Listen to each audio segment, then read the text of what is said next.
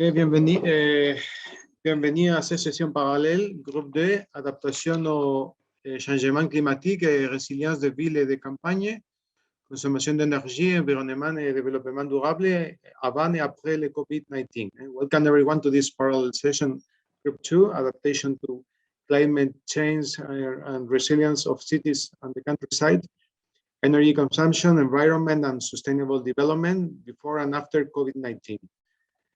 Selon les instructions que vous avez reçues, vous avez 15 minutes pour faire votre présentation. Je vous ferai savoir quand il reste 5 minutes et aussi quand il ne reste que 1 minute afin de que nous puissions nous adapter à l'horaire. Je serai obligé de vous demander de remettre à fin la communication si vous dépassez 15 minutes car nous sommes 8 intervenants et nous avons 2 heures.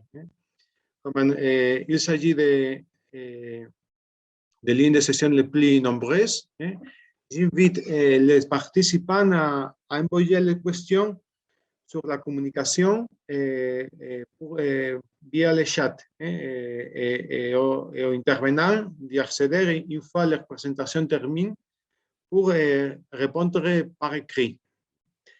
Et si nous pouvons être un peu plus rapide, nous pourrions avoir encore une série de questions à la fin. According to the instructions, you and I have received, we have 15 minutes to make our presentation. I'll let you know when there are 5 minutes left and also when there is only 1 minute left, so we can adjust to the time we have. I will be forced to ask you to end the communication if you exceed the 15 minutes, because we are 8 speakers and we have 2 hours. As it is one of the most numerous sessions, I invite the participants to send the questions through the chat, and then the chat. Then you can once you will finish your presentation, you can go to the chat and then respond by writing. So we're going to start with the first one. The first one is the first presentation is urban household flood preparedness in Ghana, a case study of the Greater Accra metropolitan area. So, Ernest Owusu, I'll give you the floor. Okay, thank you very much, Luis. So I'll start by sharing my screen. Unfortunately, I've been disabled from sharing my screen. I think the co-host has been taken off. Ernest, more hoster. Yeah. Now? Could you please try now? Host. Okay.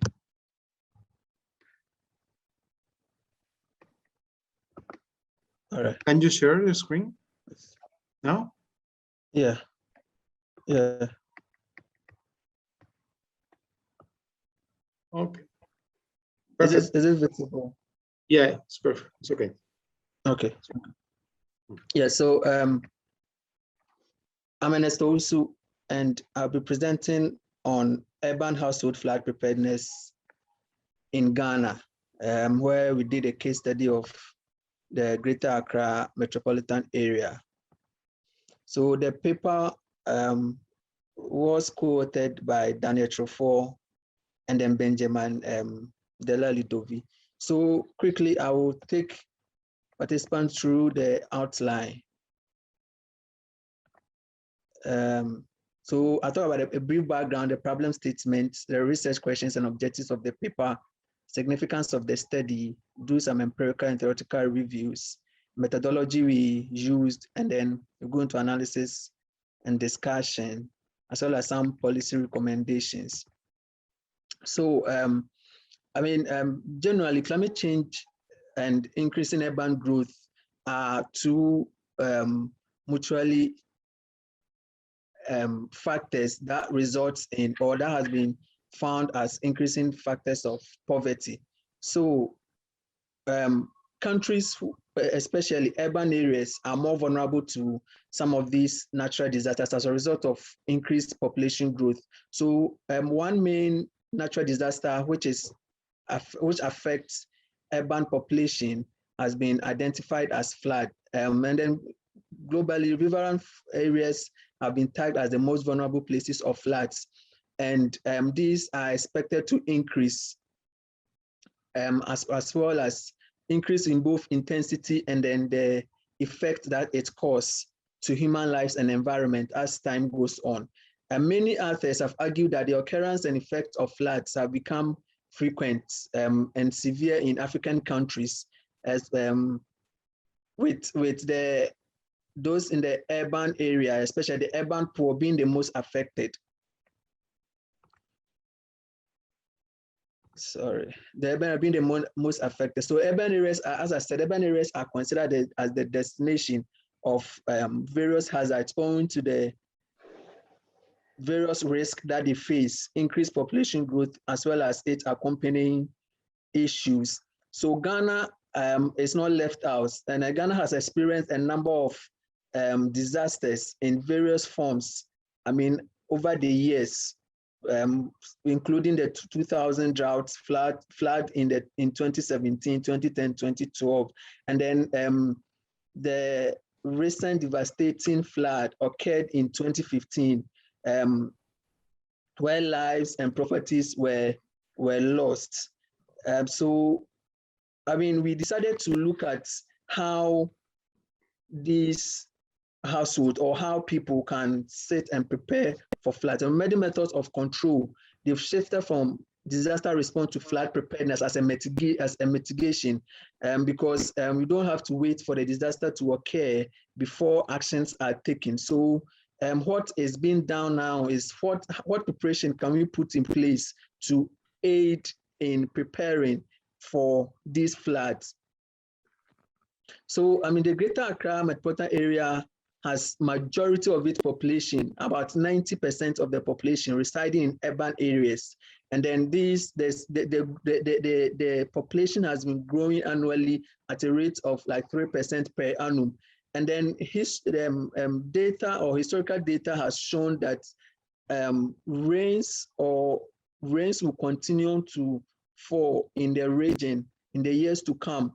And there's no evidence or that these rains are going to stop anytime soon. I mean, there have been so many projections over the period which depicts this fact. So, I mean, despite all these warnings that the rains are going to increase over time and all that, there has been no clear pathway on how households living in flood-prone area are prepared and how they can be motivated to cope better with, I mean, these floods which are to come. In addition, it is unclear what factors will aid households to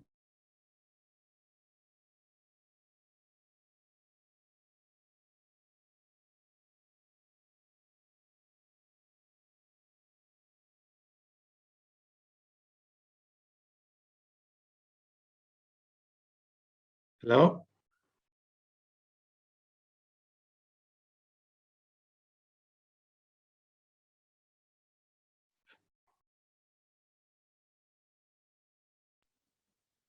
Hello? Yeah, I cannot hear him neither. Oh, okay. Thank you. So, I think it's from his side. yeah, okay. Okay.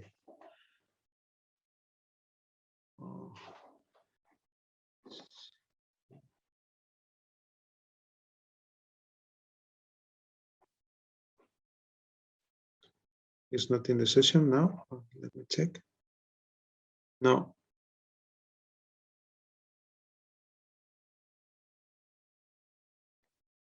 He's not in the session. Okay, we'll wait 1 minute or two.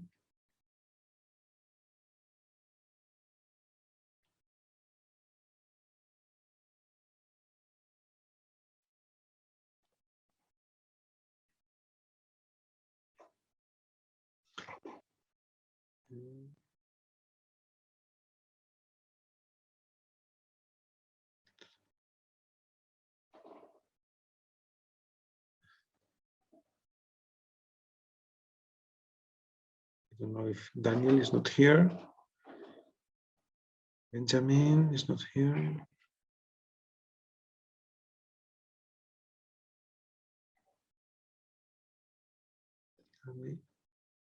Okay.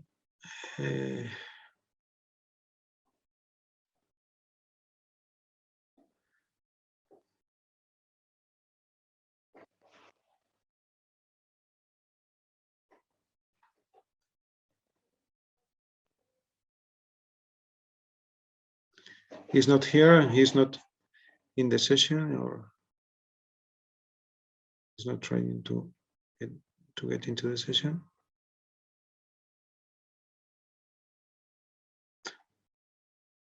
Okay.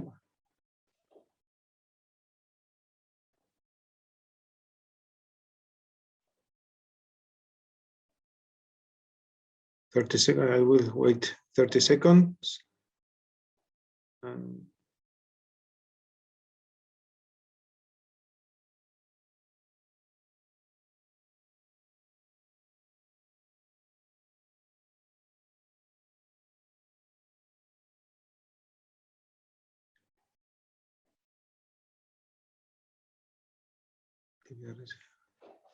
Okay, he's not here.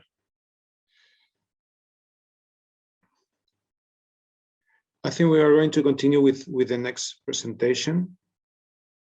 Maria, are you there? Yes, I'm here. I can do my presentation if you want. Yes, yes, please. Okay.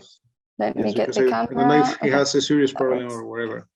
Okay, so we will continue with the second presentation: food security, agricultural innovation to increase resilience and adaptation to climate change in Africa. It's presented by Maria Bertomeu and Gemma Duran. Okay, the floor is yours. Okay. Oh wait, I need to make sure I can share my screen. I think you are co-host. Yeah. Let me check. Wait, yes, I am. I just need to find. Yes, you are co-host in this session. Okay. Now, can you see something now? Yes. Perfect. Yeah, perfect. Thank you. Well, good afternoon, everyone. My name is Maria Bertomeu. Thank you for having me here.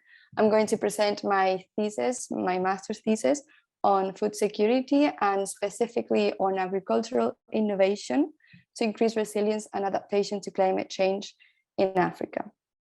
I also want to briefly thank my supervisor, Gemma Duran. Unfortunately, she couldn't join us today, but thank you, Gemma. And so this is the agenda of my presentation. I will begin by with an introduction and a literature review on food security. I will then state the research questions and the rationale behind the research. I will follow with an assessment of food security in Africa and discuss the results from the analysis. Lastly, I will provide some innovative solutions for food insecurity in Africa and conclusions and recommendations for further action. Now, to introduce the topic, it's important to know that food security exists when all people have, at all times, physical, social, and economic access to sufficient, nutritious, and safe food that meets their dietary needs, their requirements, and their preferences for an active and a healthy life. Now, in the Millennium Development Goals of the 2000s and the Sustainable Development Goals of 2015, hunger eradication was a primary goal, and it was highly important in the international agenda. Yet, how the preliminary data shows, this has not been achieved. So in 2020, for example, there were 678.8 million undernourished people in the world. Now, there's many factors for this happening, like military conflict, political instability, extreme poverty. However, researchers have recently also demonstrated that climate change is an unprecedented and a growing obstacle in the path towards food security, especially in developing countries, because these countries depend more than others on land and on agriculture, not only for economic reasons, also for survival reasons. And agriculture and land by nature depend 100% on the climate conditions. Therefore, through answering these research questions that can be seen in the slide, my research delves into the relationship between climate change and agriculture. And through a review of the state of the art using data from FAO, from the IPCC, and from many others, with the objective of putting forward the use of advanced technologies that exploit the synergies of adaptation and mitigation of climate change towards contributing to food security and sustainable development. Now, firstly, to grasp the gravity of the situation, I will discuss the numbers of undernourished population in Africa. In this graph, we can see that the majority of the undernourished people live in developing countries. And then when we talk specifically about Africa, the sub-Saharan Africa region is the most affected, more than Northern Africa, especially East Africa. We can also see that until 2015, the numbers were decreasing, but from 2015 onwards, the numbers have been increasing. Also, the 2030 estimations are very worrying, and they call for more action from the international agenda and from international actors, the private sector, the public sector, etc. Now, moving on to the results from the analysis, for a better understanding, it's important to know that climate change is a climatic variation that is caused directly or indirectly by human activity through the emission of greenhouse gases. And this creates certain effects on our planet. These effects are the acidification of the oceans, the rising of temperatures, the rising of sea levels. And at the same time, this creates different effects like droughts, floods, cold waves, and heat waves. Now, these effects, or the impact of these effects in agriculture, is distributed heterogeneously across the planet and even within the same continent. And now the impact of this phenomenon on agriculture has been quantified by multiple investigations. One of them is actually presented here in this graph, where we can see that the assumed change in crops yield due to climate change is negative, and it's the biggest in the regions of Africa, which are marked with a red arrow. So without getting into too much detail because of time limitations, overall in Africa, the expected reduction of agricultural productivity for 2050 is of 28%. Now, specifically in sub-Saharan Africa, the reduction of agricultural productivity is of 12 percentage points by 2080 due to the droughts. Also, between 2001 and 2011, just to give you an example, 50% of the droughts took place in Africa, particularly in the Horn of Africa in 2011, where this drought caused a food crisis where 13 million people were affected, and particularly children, like most of them were children. Now, in summary, climate change causes a reduction in production, productivity, and yields, and it also causes problems in food distribution, poor food quality, and an increased spread of diseases and pests. Indirectly, this impact is also reflected in the food market because the prices of food are higher because the income of the families is lower. Also, labor productivity is lower. Therefore, the families with the lowest incomes would be hit the hardest. Now, a way forward towards mitigating and adapting to climate change is climate smart agricultural practices. Now, this is not a new agricultural technique, but it's rather an innovative approach that detects production systems that provide an efficient response to the impacts of climate change. Now, the approach involves soil, land, crop, and water management. And it's through the use of emerging technologies like 5G, artificial intelligence, big data, and robotics. Now, basically what these technologies do is they facilitate the optimal planting rates and densities. They estimate the appropriate doses of fertilizers and other inputs, and they make a rigorous yield, production, and weather forecasts with minimal margins of errors. Now, climate smart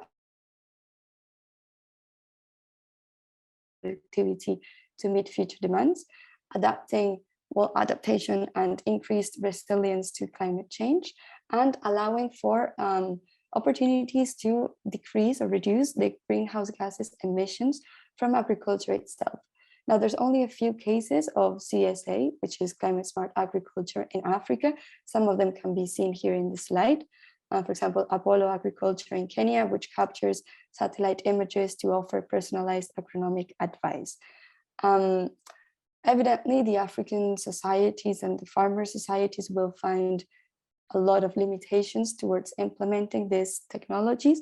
Some of them would be the gender digital divide, challenges with ethics and data privacy, the fear that this is only a technical process rather than an innovation process based on a respectful process, responsible and inclusive, and also challenges with dehumanization and loss of employment. Now, to wrap up, my recommendations for further action in terms of financing these technologies would be to encourage and foster private investment, to encourage foreign direct investment, and to restructure government spending.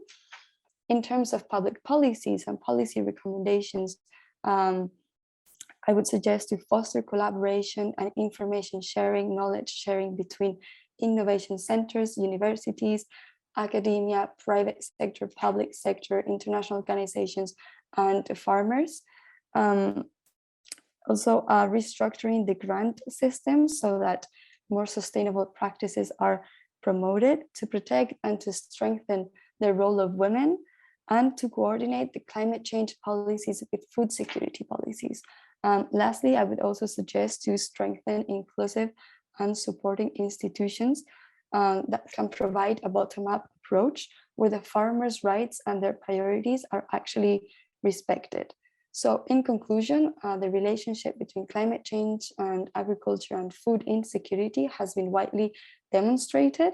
The sub-Saharan Africa is particularly a region which is very affected and where the agricultural processes and systems must undergo a very serious transformation.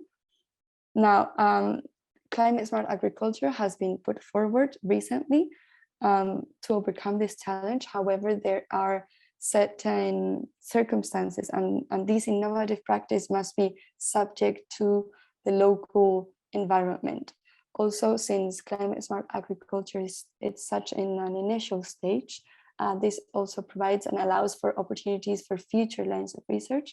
For example, I think it would be very interesting to study the evolution of food security in regions where climate smart agricultural practices are put in place. You can also discuss cases of failure, cases of success, towards lessons learned, and also to keep fostering innovation to find new technologies and new agricultural practices that can fight climate change in our present environment. Thank you very much.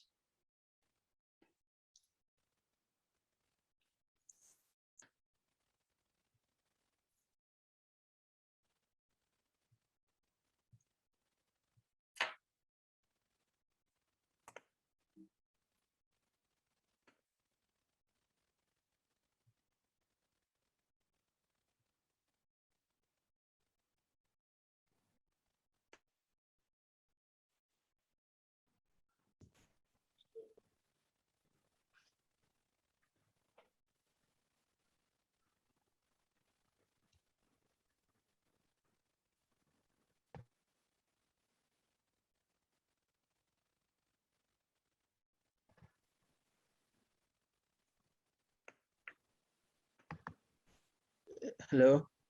Hello. Yeah, unfortunately, I lost connection. Oh my God. Wait, I was presenting everything. Did they not hear me? Oh, I could hear you by later. Oh my God. Wait, where is the meeting? I can't even find the meeting. I could hear your presentation actually. Oh, okay. Oh, sorry. Sorry. Okay, my microphone was off. Okay, so okay, Maria, are you there? Yes, but Yes, Ernest I'm here. Did you hear what I said? Ernest is already here. Yeah. Yeah, Sorry. yeah. So maybe I think I can continue. Yes, please, Ernest. Okay. Please kindly grant me the permission to share. Ah, yes, you have. Yes. Who's sharing the screen? Are you sharing the screen, Maria?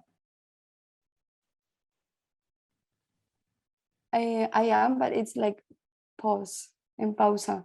Ah, está en pausa, but Okay, now, okay, okay. no, okay, but wait, one question. Did you hear my presentation? Yes, perfectly. Oh, okay, okay. Sorry, yes. okay. Sorry, yeah. Okay.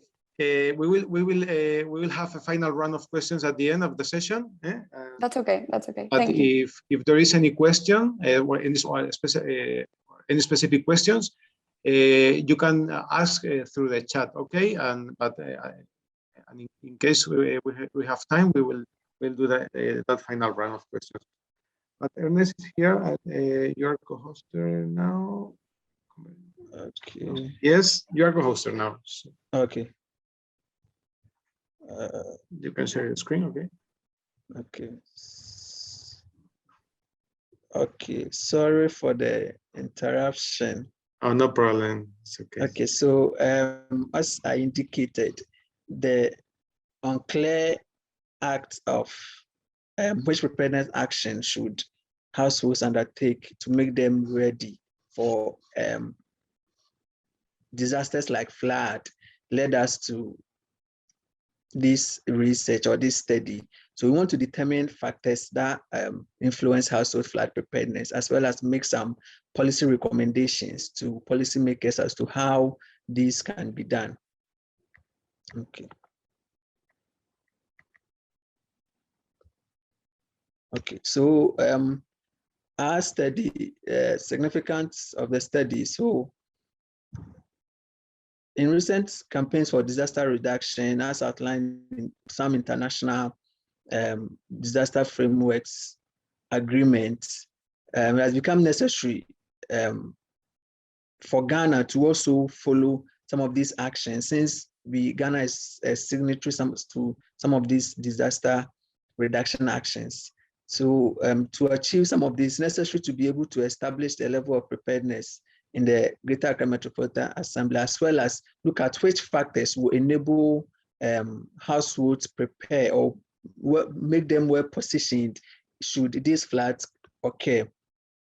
So the work is situated in theory, and we adapted the expected utility theory, where the utility states that the individual decision maker, in this case the household, chooses a particular action that is a risky or uncertain action based on what the individual is expected to get from whatever action that he or she is taking. So we use probabilities to represent the utility of each outcome. So when the action is taken, whatever probability that the individual is expected to get, we use probability. What probability? The probability of that particular, the individual getting the particular action or utility from the action that has been taken.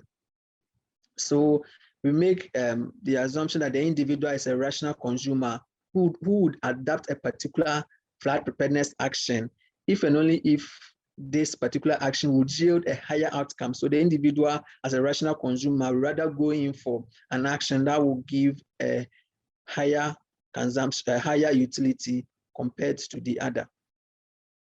So we looked at some papers, some works which have been done, and in terms of determinants of preparedness, and then a sort of actions, I mean, like social capital, sense of community, formal education, access to flood risk map, sharing of information, income, household size and composition. All these are factors that we found as determinants of flood preparedness in other jurisdictions.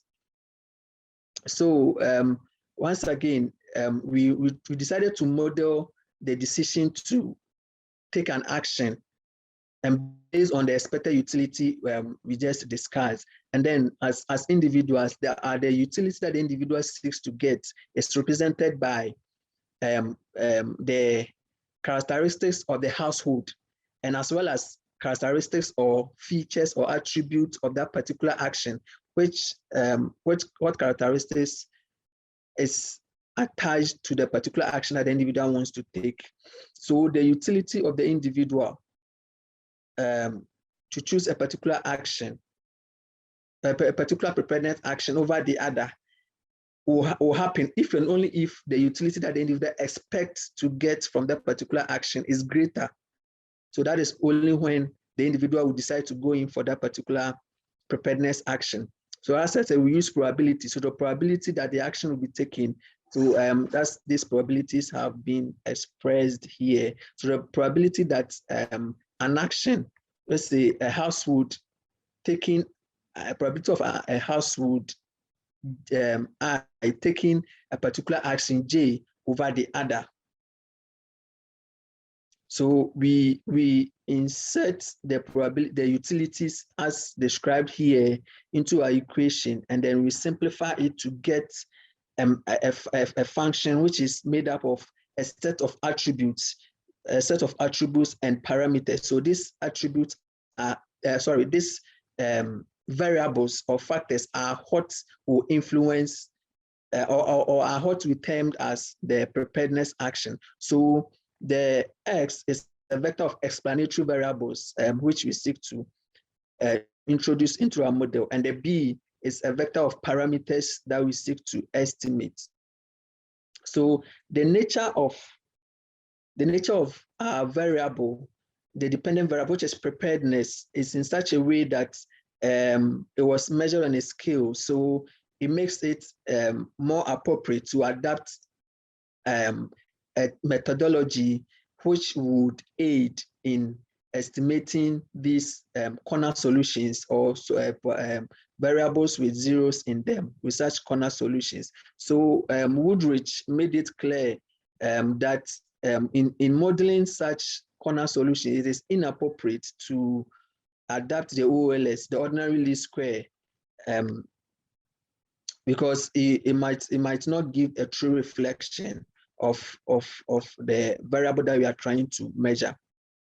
So this is the model that we specify. So the preparedness action, preparedness is modeled as a function of a constant variable, then a set of characteristics of the household, which is made up of the age, characteristics of the household head, which is made up of the age of the household head, the sex, the income, educational level, then member of a community organization, whether the household head is a member of a community organization. Then we have a set of community level characteristics like the drainage network, the availability of shelter in the community, resource availability, and access to financial assistance regarding floods.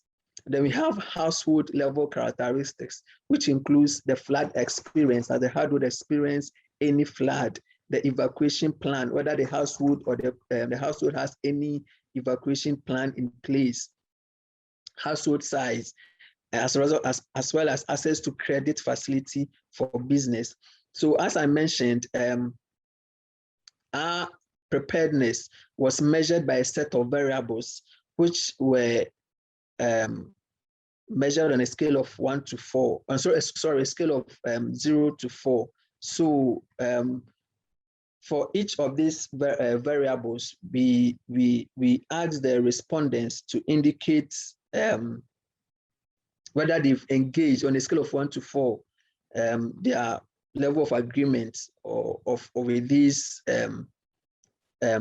statements or variables in measuring their preparedness. So we used 8 based on literature and what has been done. We adapted 8 key questions or variables to develop an index as a measurement of preparedness. So on a scale of 0 to 4, each of these questions were asked.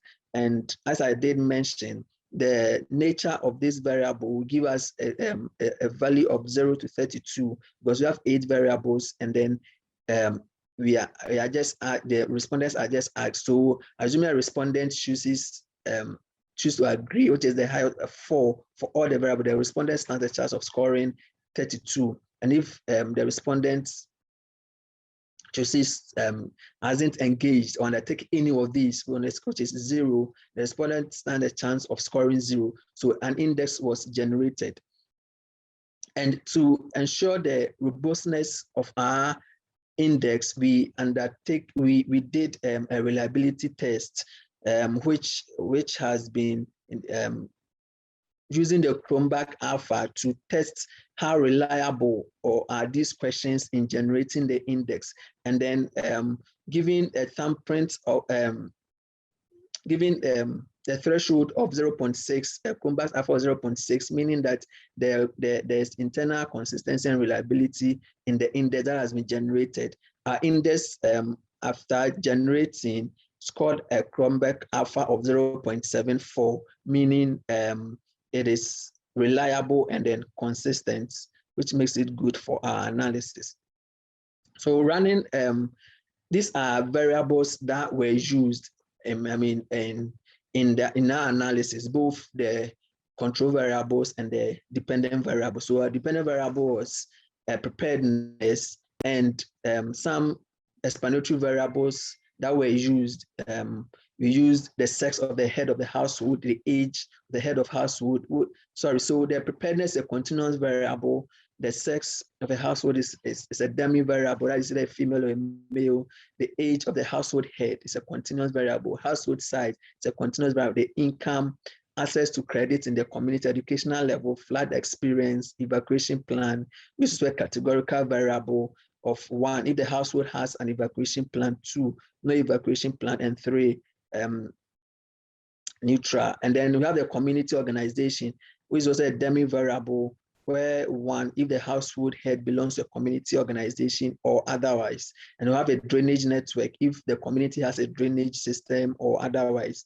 And then we have financial assistance and shelter. So we ran this regression to find out how these factors or influence or can influence household preparedness.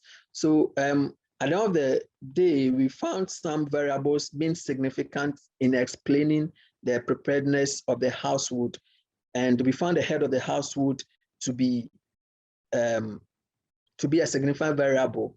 So it means that as the household head ages, there's a probability that it's likely for the household head to engage in preparedness action. And then this possibly is as a result of the fact that as people grow and continue to live in a particular area, they become aware of how vulnerable the area is. So it makes them put in place preparedness actions. Hence, if people are aging, they are more likely to be prepared compared to when they were younger. So another variable which was also significant or makes people more likely to be prepared is income. So this is as a result of the ability of households with income to acquire household resources like radio, television, among others, which can aid in disaster preparedness by signaling. So if you have these resources to acquire if you earn income to acquire some of these resources, you can be in a better position to be well prepared for floods compared to a household which has lesser income or does not have enough income to engage in or to purchase some of these signaling items. And interestingly, we found that households who have no access to who have no access to credit, as who have no access to credit are rather more prepared, or those who have no access to financial assistance are more prepared than those who have access to financial assistance. And then I think one possible explanation for this is, when floods occur and then people are assisted financially, they might be reluctant to put in place preparedness actions. Hence, those who are rather not fortunate to get access to this financial assistance, rather are in a better position to be prepared than those who are not. And then we also found that those who have no evacuation plan are less likely to be prepared, and hence those who have evacuation plan are more likely to be prepared. And I think when there's a proper evacuation plan in place, households can easily evacuate or leave the scene of flood when should it happen. And also, we also found that those who do not belong to an organization, a community level organization, be it a church organization, social organization, or any organization in the community, this group of people are less likely to be prepared for floods, because we believe that those who belong to such groups probably might be fortunate to have heard of when the rains will be coming, or when Ernest, a couple of minutes for conclusions, please. Okay. Come again, Luis. Okay, because we are running out of time. Okay, sure. So in conclusion, okay. So in conclusion, we can conclude that. We conclude that to improve upon the preparedness of households, policymakers should ensure that households have evacuation plans in place, and they increase the likelihood of household flood preparedness. Households should be encouraged to join social organizations where available in the community. If not, they should be encouraged to set also resources and shelter should be made available in the community with regards to flood. Lastly, there is the need to reconsider financial assistance to communities with regards to floods. There should be a look at that. Some policy recommendation, we recommend that before the town and country planning department, this is a department that gives permits to property owners, to house owners to build in the community. So before giving such plans, we encourage that they should ensure that individuals present a proposed evacuation plan for a disaster as part of the requirements, since we found this helps in preparedness. Also, the NADMO is a disaster management organization and should also embark on sensitization and awareness campaigns for individuals who are already living in communities to be aware of the need for an evacuation plan. We also recommend change agents should embark on awareness sensitization campaigns in various communities to create awareness on the need of joining community-based organizations. So we further recommend that the NADMO should be equipped with resources like vehicle, motor canoes, and bicycles to be made available to the communities with regards to floods. And in providing financial assistance, we recommend the agencies that provide this assistance should have conditions attached. When these conditions are attached, well, these conditions can be having an evacuation plan or having some resources in place. So when these are attached, we can provide the financial assistance to you. Then finally, we recommend that policymakers motivate individuals to undertake preparedness actions by creating awareness of flood risk and abolishing such assistance made available to the communities. Thank you.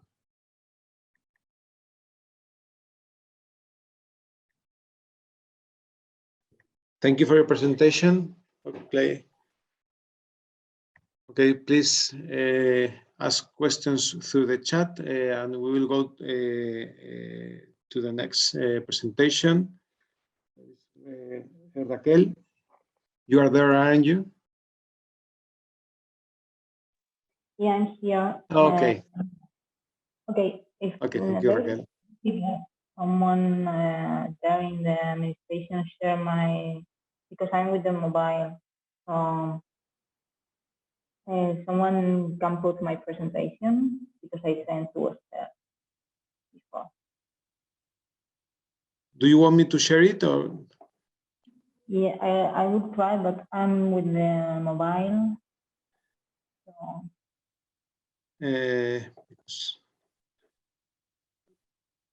Let me check. It's here. Let me check up the Dropbox.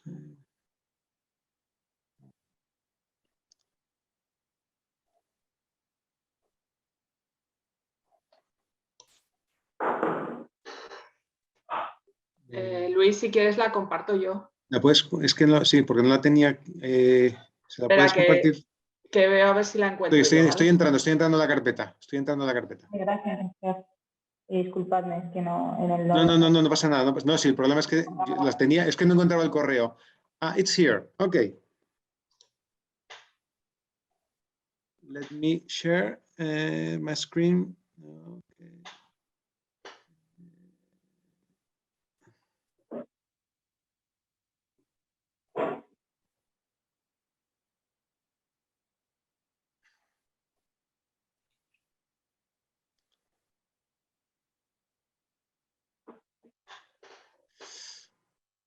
No, okay. Oh.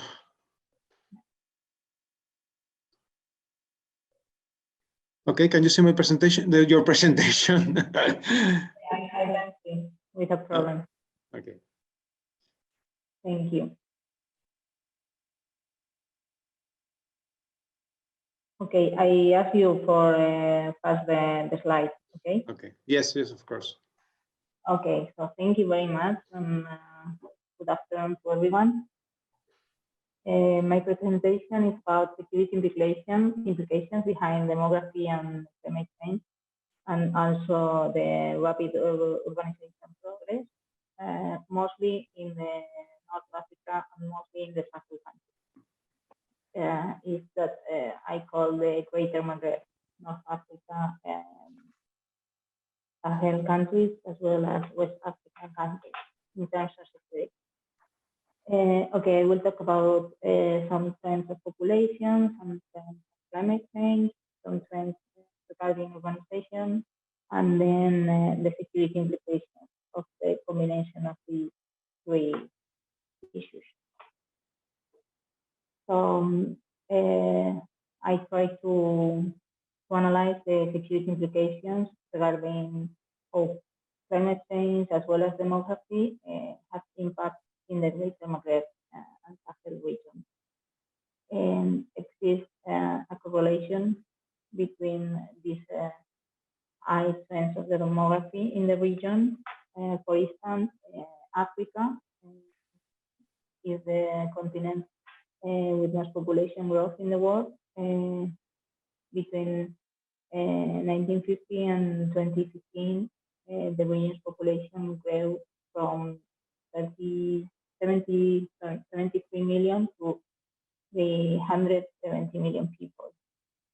And the predictions are worrying, and Africa's population will be the double by 2060.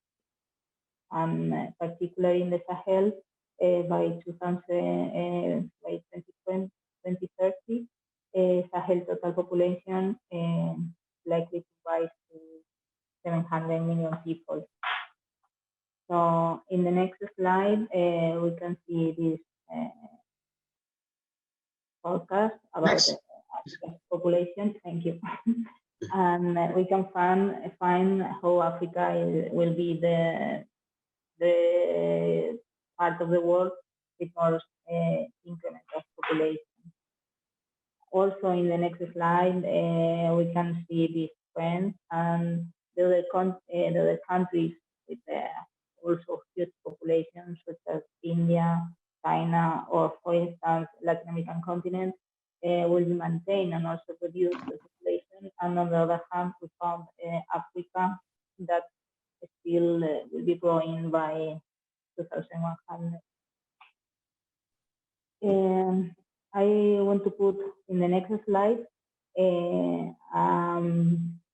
pyramids of population, and these are two comparisons. Sahel 1 is population growth with the current fertility rate, and Sahel 2 is predictions to 2060 with a different fertility rate, different and less than the current now. So we can have taking into account these two scenarios, because we can find an explosion of population in the continent, as well as and completely in the Sahel region.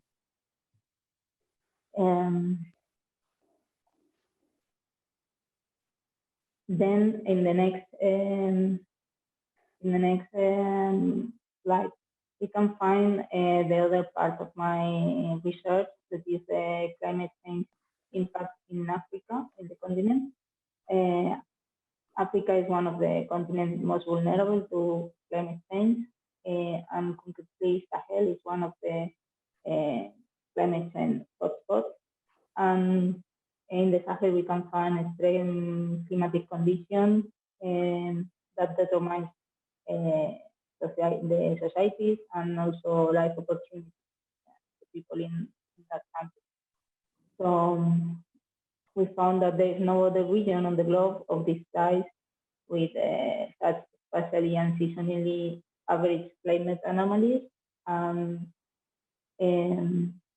If we take it into account the data of the last 100 years, we found drought, climate variability, degradation of the soil, desertification. So this is also important because this has impact in the land areas for agriculture, for the grass, the park, so, and the reducing of crop yield.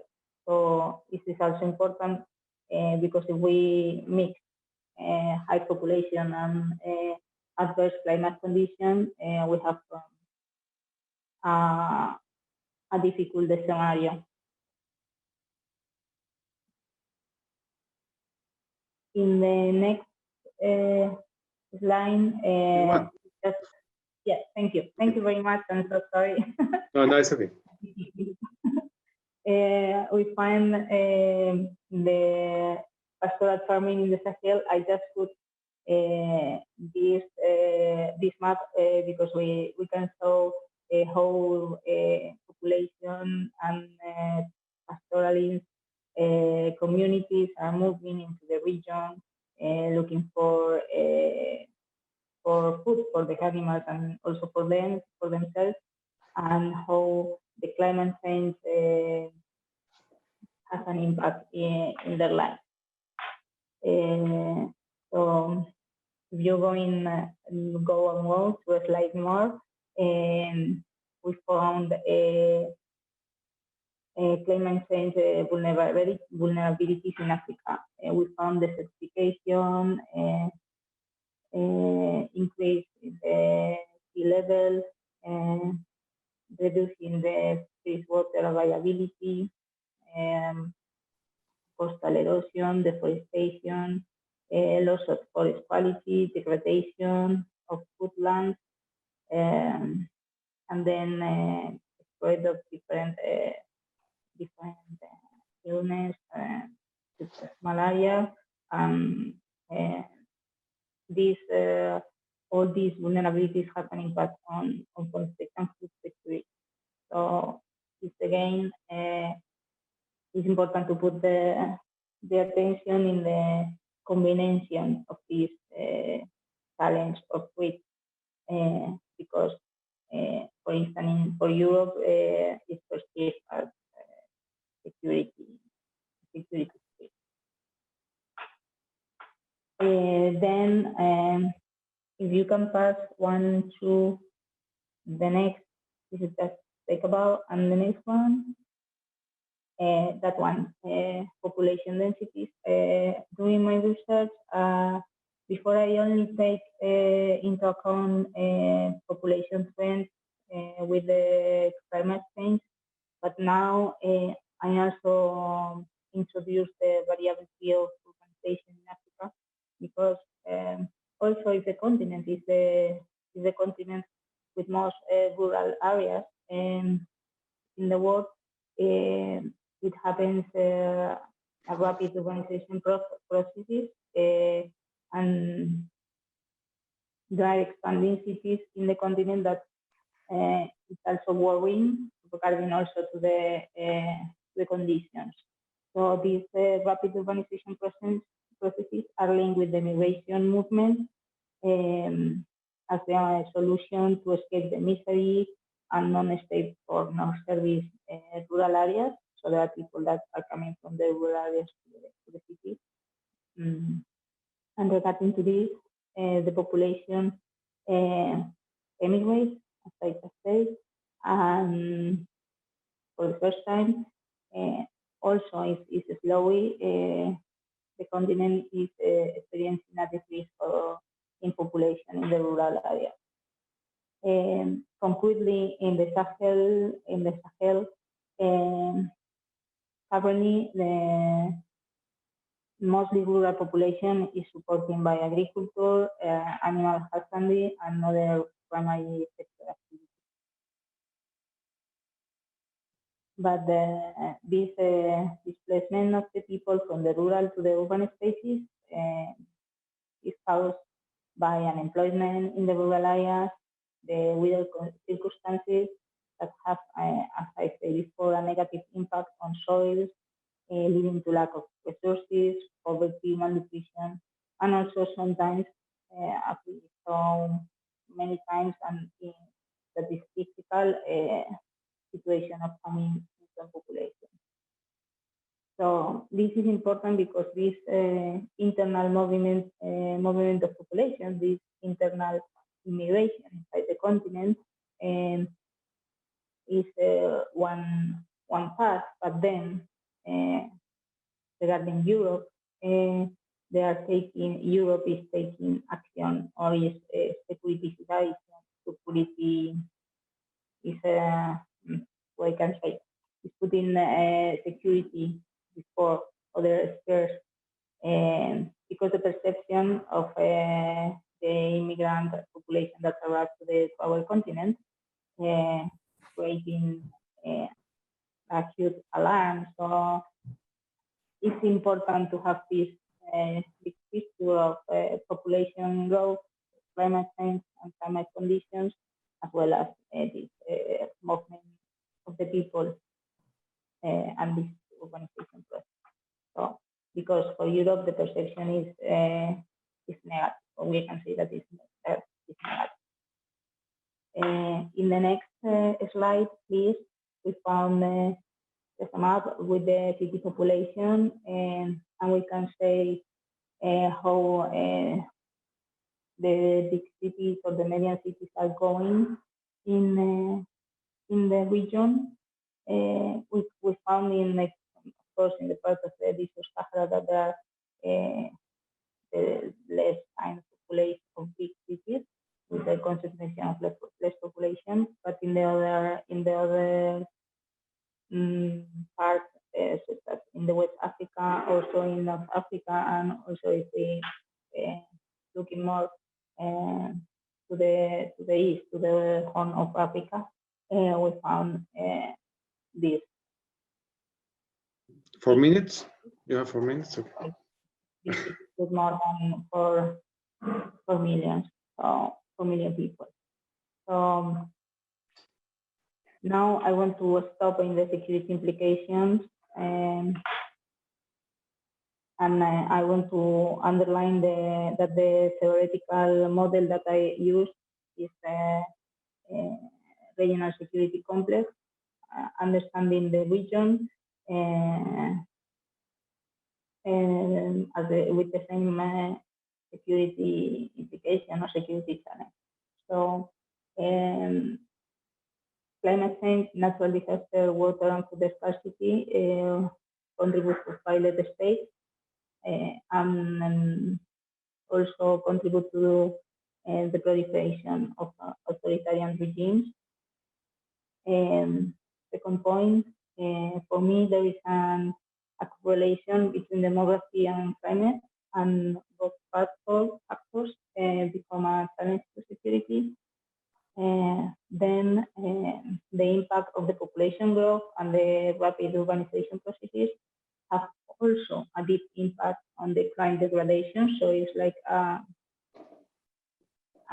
circle. Everything is connected. In the region, we can also find other security threats, such as terrorism, transnational organized crime, immigration, marine people. So, also in the region, we found conflicts for resources, water pressing, that also are linked with the climate change. Then we can also find more in the last years conflict between communities and tribal conflicts also linked with the scarcity of resources. Then, especially talking about the Sahel, we found this wheat zone that is the Sahel or the triple frontier among Niger, Mali, and Burkina Faso. Then also found in our research that the terrain concretely this wheat is overspread in the world continent. If we take into account the Mozambique terrorist attacks in the last times, so we found that they are not only in the Sahel region, but they have an activity in other parts of the continent, and this is worrying for Europe, of course. So,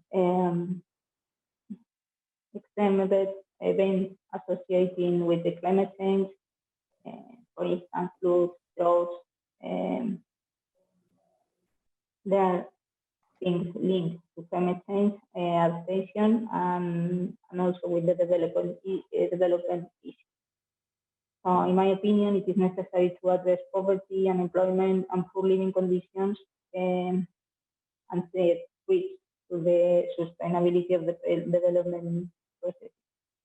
And in the next slide, so quickly, I'm so sorry because this is in Spanish, but this slide explains perfectly the link or the connection that I want to do with my research.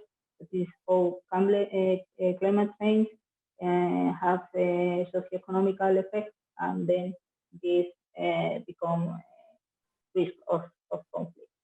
And next map are only the example of regional security complex theory.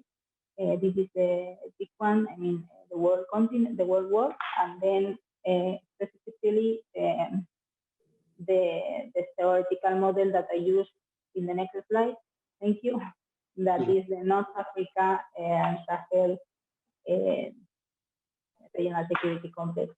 Quickly, some conclusions. I think that it's an error applying Western views in the African continent, for instance, for taking climate change. And of course, that Africa has his own agenda in the 2063 agenda, but I think that the mainstream of Agenda 2030 this can't be used to address the specific problems in Africa. And my conclusion, or my final conclusion, is that demography, climate change, as well as the urbanization, become a symbiotic security challenge to African continent, and then the problem, or the main problem, is that for Europe this is a bad perception, or a perception about security, rather than a perception about development. So we need to work with this. And for instance, examples such as Malian,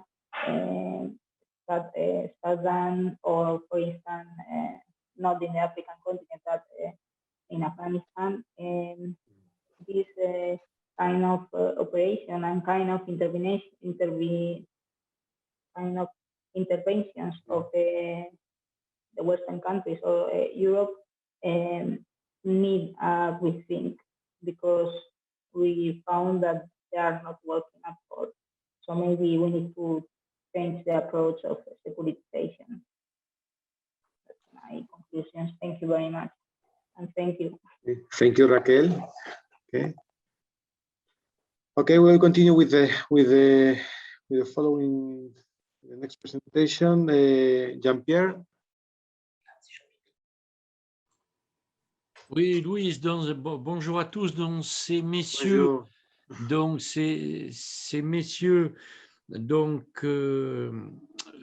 Pied Tourné et Monsieur Chibra qui feront la présentation dans deux étudiants de l'Université de Pau. Voilà. Ok, Monsieur Chibra, vous avez la parole. Merci beaucoup. Donc, je suis Émeric et il y a Nicolas, et nous allons vous présenter le sujet suivant, la survenance d'un nouveau seuil écologique, une condition nouvelle du développement économique mondial au XXIe siècle. Donc, au fur et à mesure de notre exposé, de notre présentation, nous allons vous expliquer un peu comment nous sommes arrivés à nous poser cette question. Donc, le plan que nous avons choisi, c'est le suivant. Donc, dans un premier temps, nous allons nous intéresser un peu à la contribution de l'agriculture à la croissance économique. Et puis ensuite, nous verrons les problématiques que cela a engendré. Dans un deuxième temps, nous allons nous intéresser en fait aux conséquences de ces problématiques avec ce que l'on a appelé un seuil écologique que nous allons définir. Ensuite, nous expliquerons un peu les problèmes que ça peut causer pour au niveau de l'agriculture et au niveau des productions. Et dans un troisième temps, une troisième partie, nous expliquerons les calculs que nous avons faits, les graphiques que nous avons faits, en ayant choisi 2 denrées agricoles, à savoir le blé et le cacao, qui démontreront, nous le verrons, que nous sommes potentiellement dans un seuil écologique nouveau. Ouais, donc, nous avons appelé cette première partie un questionnement initial en guise d'introduction. Donc, depuis 2 siècles, il s'avère que les énergies fossiles ont permis un nouveau modèle technique concernant l'agriculture et ça a permis une augmentation des rendements techniques ainsi que des surfaces agricoles cultivées et cultivables. Et ces rendements et ces nouvelles techniques dues aux énergies fossiles, on peut citer par exemple le développement des transports, la mécanisation, les serres, etc., qui utilisent à chaque fois des énergies telles que le fioul, le gazole ou le gaz naturel. Et tout cela a entraîné une augmentation de l'offre agricole, ce qui a permis, l'augmentation de l'offre, qui a été du coup supérieure à la demande de ces produits. Elle a permis une baisse des prix agricoles, qui est une justification en fait des lois de King, qui nous disait que une variation minime de l'offre, cela pouvait entraîner une variation très importante de leur prix, surtout pour des biens de première nécessité. Et cette baisse des prix qui a perduré dans le temps, elle a entraîné pour les personnes une élévation du pouvoir d'achat.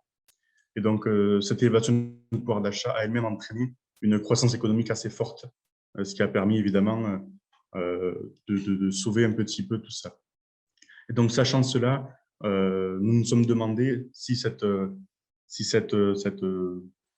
de l'offre agricole, en fait, cette situation favorable qui est depuis 2 siècles, est-ce qu'elle perdure encore aujourd'hui? Ou au contraire, est-ce que ce modèle technique, il est un peu en essoufflement et est-ce qu'il est toujours aussi efficace en réalité? Donc voilà, donc ici, nous avons fait un schéma qui est un peu récapitulatif de ce que nous avons dit en introduction. Donc, nous voyons que l'augmentation des facteurs agricoles corrélés à l'augmentation des surfaces cultivées ont entraîné une augmentation des rendements agricoles ainsi qu'une baisse des coûts par conséquent. Tout cela, en fait, a un effet certain au niveau de la baisse des prix justement de ces produits, puisque en étant en concurrence pure et parfaite, il s'avère que le prix en fait est fixé au minimum du coût moyen de ces produits. Et donc, en réalité, tout cela se transfère en fait sur le pouvoir d'achat des ménages et des personnes, puisque si les coûts de ces produits baissent, en réalité, le prix réel de ces produits va également baisser. Et il faut également avoir en tête, de plus, la gestion administrée de l'agriculture, avec certaines attentes sociales, telles que la protection de l'environnement, les protections culturelles, l'aménagement du territoire, voilà, bien séparer le territoire, etc. Également la libération de la main-d'œuvre. Et tout cela a permis, encore une fois, une augmentation du pouvoir d'achat avec une certaine sécurité alimentaire, une certaine qualité des produits qui est en réalité voulue par les consommateurs. Donc, bonjour. Nous allons passer maintenant à une problématique plus générale, expliquer d'où peut venir ce problème de l'agriculture. La première partie est liée aux énergies fossiles que nous avons depuis à peu près 200 ans, qui ont permis une grande croissance économique, qui a amené aussi à la pollution, du dérèglement climatique, une hausse des prix des Covid plus récemment. Mais ces énergies fossiles ont créé une dépendance importante vis-à-vis de notre modèle de croissance. Donc, nous avons voulu faire une approche plus technique et pour montrer cette dépendance. Nous nous asseyons sur les lois de la thermodynamique qui prouvent donc que nous sommes arrivés à un palier des rendements. Et aujourd'hui, tous les moteurs ou les centrales sont liés à cette problématique de thermodynamique. L'agriculture ne fait pas exception puisqu'elle a été un grand contributeur de cette croissance économique, mais elle utilise, comme nous le savons, beaucoup d'énergie fossile, soit au niveau des tracteurs, mais aussi des engrais. Et donc, nous en sommes arrivés à une première conclusion, c'est que est-ce que cette agriculture est arrivée à une limite technique, voire un seuil écologique? Et si oui, est-ce que c'est allé jusqu'au modèle global de croissance économique, qui serait aussi atteinte de limite? Donc, nous avons besoin d'expliquer le seuil écologique, donc qui est une phase de progression insuffisante de la production agricole face à des besoins, les besoins augmentant. Donc, les causes sont bien sûr une insuffisance des rendements, comme nous l'avons vu juste précédemment par les lois de la thermodynamique, et une extension limitée des surfaces cultivées, bien qu'elles soient importantes, ce qui a amené à des conséquences donc de rareté au niveau des produits agricoles et de montée des prix, mais a impliqué aussi une déstabilisation économique et sociale. Il ne faut pas oublier qu'il y a aussi une compétition entre les surfaces cultivées et celles qui ne le sont pas, qui crée aussi des problèmes de tension environnementale. Nous présentons maintenant une modélisation de l'évolution des volumes agricoles produits, et pour montrer qu'au niveau de l'Europe de l'Ouest, ce qu'a été un seuil écologique. Il y a eu d'abord une embellie médiévale qui est allée jusqu'au XIVe siècle, puis donc un seuil écologique assez long, et pour arriver à un nouveau modèle donc avec l'énergie fossile qui a permis cette élévation des rendements, et nous trouvons donc des limites, et cela nous permet de penser qu'il y a un nouveau seuil écologique à partir des années à peu près 2000. Donc, évidemment, pour mettre en évidence ce seuil écologique, c'est assez difficile. Nous ne pouvons pas agréger complètement tous les rendements agricoles, toutes les productions, toutes les surfaces cultivées de la planète. Donc, notre solution s'est basée sur une version purement économique, basée sur plusieurs hypothèses. Donc, les marchés mondiaux sont des produits agricoles en concurrence pure et parfaite. Et donc, cette concurrence pure et parfaite, qui précise le prix du marché, amène au minimum du coût moyen de secteur. Comme nous l'avons vu dans un tableau précédemment, ça amène à des baisses des prix des gains de productivité dues à l'offre qui est supérieure à la demande et à la baisse des coûts agricoles. Donc, si le prix diminue, c'est parce que le minimum du coût moyen diminue, sous l'effet des progrès techniques. Et donc, inversement, l'augmentation du coût moyen résulte d'une production des techniques, des productions techniques. Et donc, ça limite les rendements décroissants. Donc, ce que nous voulons prouver, c'est que la hausse durable des prix agricoles mondiaux est un signe du nouveau seuil écologique planétaire. Nous le montrons par ce diagramme, ce graphique. Donc, sur notre gauche, un prix basé sur qui est limité par l'effet de la concurrence et qui amène à un coût moyen minimum, le bas de la courbe verte, qui, lorsqu'il est coupé par la coût marginale, arrive à un seuil de prix. Et donc, avec la flèche rouge qui montre le progrès technique, nous arrivons à plus de quantité produite et donc, toujours sous l'effet de la concurrence, à une baisse du prix régulier. Donc, nous avons voulu montrer par ce graphique-là, qu'au niveau du prix du blé, en 200 ans à peu près, le prix est passé de 200 heures de travail pour obtenir 100 kg de blé à simplement à peu près 2,80 € actuellement pour cette même quantité de 100 kg de blé. Donc voilà, le graphique précédent, en réalité, il a été fait par les bases du travail de Jean Fourastier, donc un Français, qui a lui-même relevé les prix, qui a déjà fait ce travail. Mais comme il s'est arrêté dans les années 70, du coup, nous avons repris, entre guillemets, son travail. Nous avons continué un peu, au fil du temps, à relever ces prix-là. Donc, sur ce graphique que vous voyez là, on peut continuer à voir le cours du blé, donc depuis les années 60 jusqu'à 2019, donc avec la courbe bleue. Donc, nous voyons que dans un premier temps, des années 60 aux années 2000, le prix a eu tendance à baisser. Si l'on accepte les pointes que l'on voit, les grosses augmentations, là, on voit par exemple année 1973, dû au premier choc pétrolier, et on voit un deuxième pic année 79 qui est dû au deuxième choc pétrolier. Voilà, donc, mais mis à part cela, on peut voir que le prix baisse, ce qui est d'ailleurs prouvé par la droite de régression que nous avons tracée en orange et qui prouve voilà, une pente négative, donc un prix qui baisse. Mais cependant, nous pouvons voir qu'il y a une sorte d'évolution par rapport à cette baisse.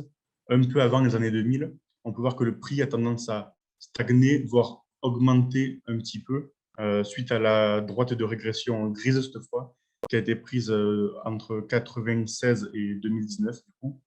Voilà, donc on peut voir aussi un petit pic dans l'année 2008 qui est dû à la crise économique qui a frappé le monde. Mais on peut voir du coup qu'il y a un vrai changement entre ces deux périodes qui a été fait à peu près à la fin du XXe siècle.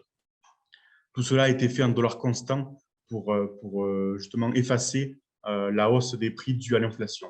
Voilà, donc sur ce graphique suivant. Oui, 2 minutes, oui.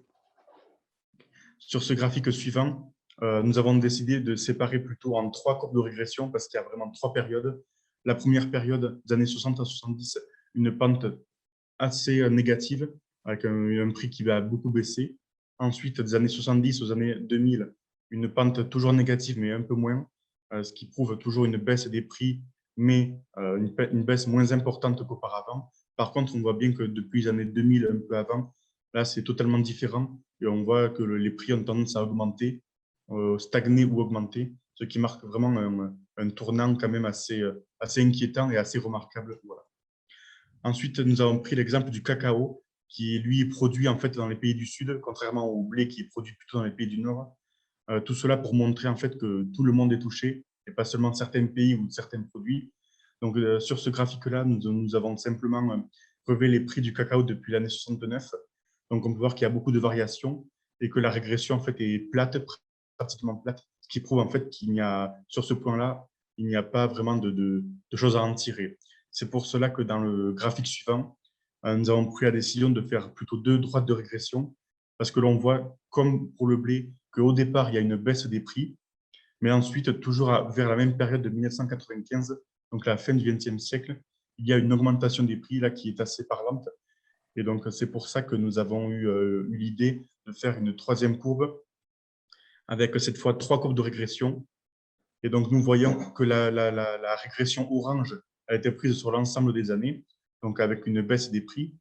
La courbe grise a été faite des années 69 aux années 2000, ce qui montre également une baisse des prix. Mais par contre, ce qui est intéressant, c'est plutôt la droite de régression jaune qui a été prise comme pour le blé pour les mêmes périodes. Nous voyons que également, comme pour le blé, le cacao a tendance à augmenter depuis ces années-là, ce qui montre qu'il y a quand même quelque chose qui s'est passé, d'où notre idée de seuil écologique nouveau. En conclusion, donc la montée des prix sur les marchés agricoles depuis plus de 20 ans montre qu'il faut faire croître les ressources agricoles au même rythme que ses besoins, sinon nous arrivons à une montée des prix. Et donc nous pensons que nous sommes arrivés à un nouveau seuil écologique qui remet donc en cause notre modèle de croissance économique, déjà qui était fondé sur une alimentation abondante et donc peu coûteuse. Et donc, le prochain défi est de renouveler ces techniques agraires et ces modes d'alimentation dans la mesure du possible, car comme je le montre à la fin, le précédent seuil écologique a quand même duré 5 siècles. Nous vous remercions de votre écoute. Merci beaucoup. OK, merci. Alors, la prochaine présentation, c'est de Alessandro Katabi. Oui, merci Luis. Donc voilà, je vais essayer de présenter mon travail.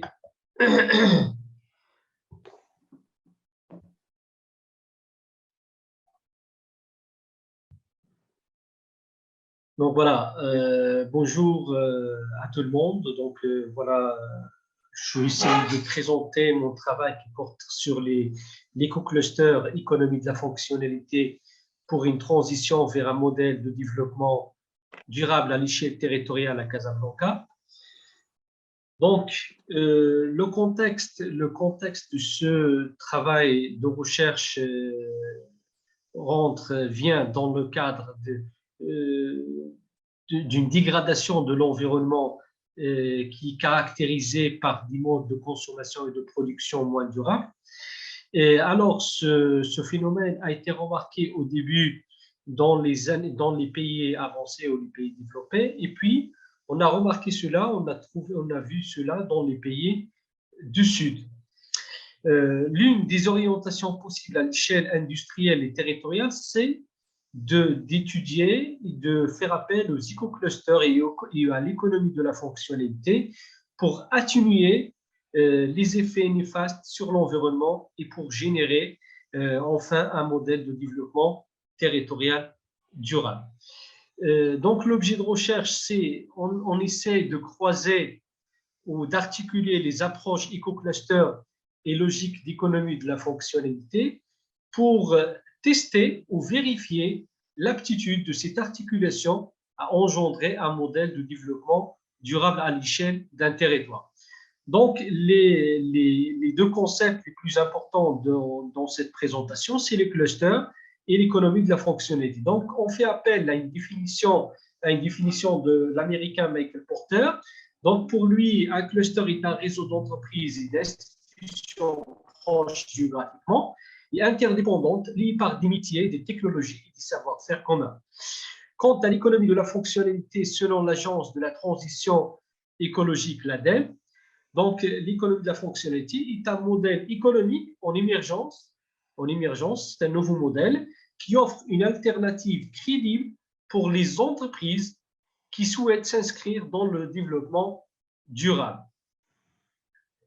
Donc, pour un petit peu bien éclaircir un petit peu le travail en question, donc ce travail s'interroge sur les liens, les relations qui peuvent exister entre les éco-clusters et l'économie de la fonctionnalité. Enfin, l'objectif, c'est de vérifier le potentiel de cette articulation pour une transition vers un modèle de développement plus durable. Donc, dans ce travail, on a opté pour une stratégie, pour une méthodologie qualitative basée sur des entretiens semi-directifs appuyés sur un guide d'entretien. Ensuite, la collecte des données, on a fait appel pour la collecte de données au site web du cluster, à des rapports d'activité de ce même cluster, et ainsi de suite. Donc, les personnes interrogées dans le cadre de ce travail sont des cadres au sein du sous-cluster efficacité énergétique des matériaux de construction et des cadres appartenant au ministère de l'Industrie. Et aussi, on a passé des entretiens avec des universitaires qui s'intéressent aux questions de cluster et à l'économie de la fonctionnalité. Le choix de l'autre terrain, c'est-à-dire le choix de ce cluster et de la région où se situe ce cluster, c'est-à-dire la région de Casablanca au Maroc, donc ce choix s'explique par l'existence de plusieurs clusters implantés sur la région de Casablanca-Stade. Casablanca est le cœur battant du royaume du Maroc. Cette région est une région qui est tournée vers l'industrie. Donc, le cluster efficacité énergétique des matériaux de construction est un cluster qui œuvre dans le domaine de l'efficacité énergétique des matériaux de construction. Ce cluster est là aussi participé à l'organisation de la COP22 qui s'est déroulée au Maroc et à Marrakech exactement en 2017. Donc, ce cluster est ancré dans les logiques d'économie de la fonctionnalité et les actions de développement durable. Dans le cadre de ces logiques d'économie de la fonctionnalité, plusieurs projets ont été concrétisés et réalisés par ce cluster. Donc, parmi les résultats de recherche qu'on a déduits par ce travail de recherche, c'est que dans le cluster efficacité énergétique, les logiques d'économie de la fonctionnalité ont un impact positif sur le cluster lui-même, sur les acteurs du réseau et sur le territoire d'implantation, c'est-à-dire la région de Casablanca. Le cluster et l'économie de la fonctionnalité sont en cohabitation du fait de minimisation des effets néfastes sur l'environnement et sur les ressources naturelles. Parmi les principaux projets intégrant des logiques d'économie de la fonctionnalité, on a deux projets principalement. Le premier projet est l'éco-brique et le deuxième projet est le logement à énergie positive. Concernant l'éco-brique ou la brique écologique, si vous voulez. Donc, ce projet est caractérisé par une composition réduite en eau et terre et par une performance au niveau de l'isolation thermique des bâtiments. Ce projet d'éco-brique génère moins de déchets, c'est-à-dire il génère moins de déchets en provenance de la casse de ces briques, moins, donc ce qui détermine moins d'externalités négatives. Le deuxième projet qui rentre dans le cadre ou qui intègre les logiques d'économie de la fonctionnalité, on a le logement à énergie positive.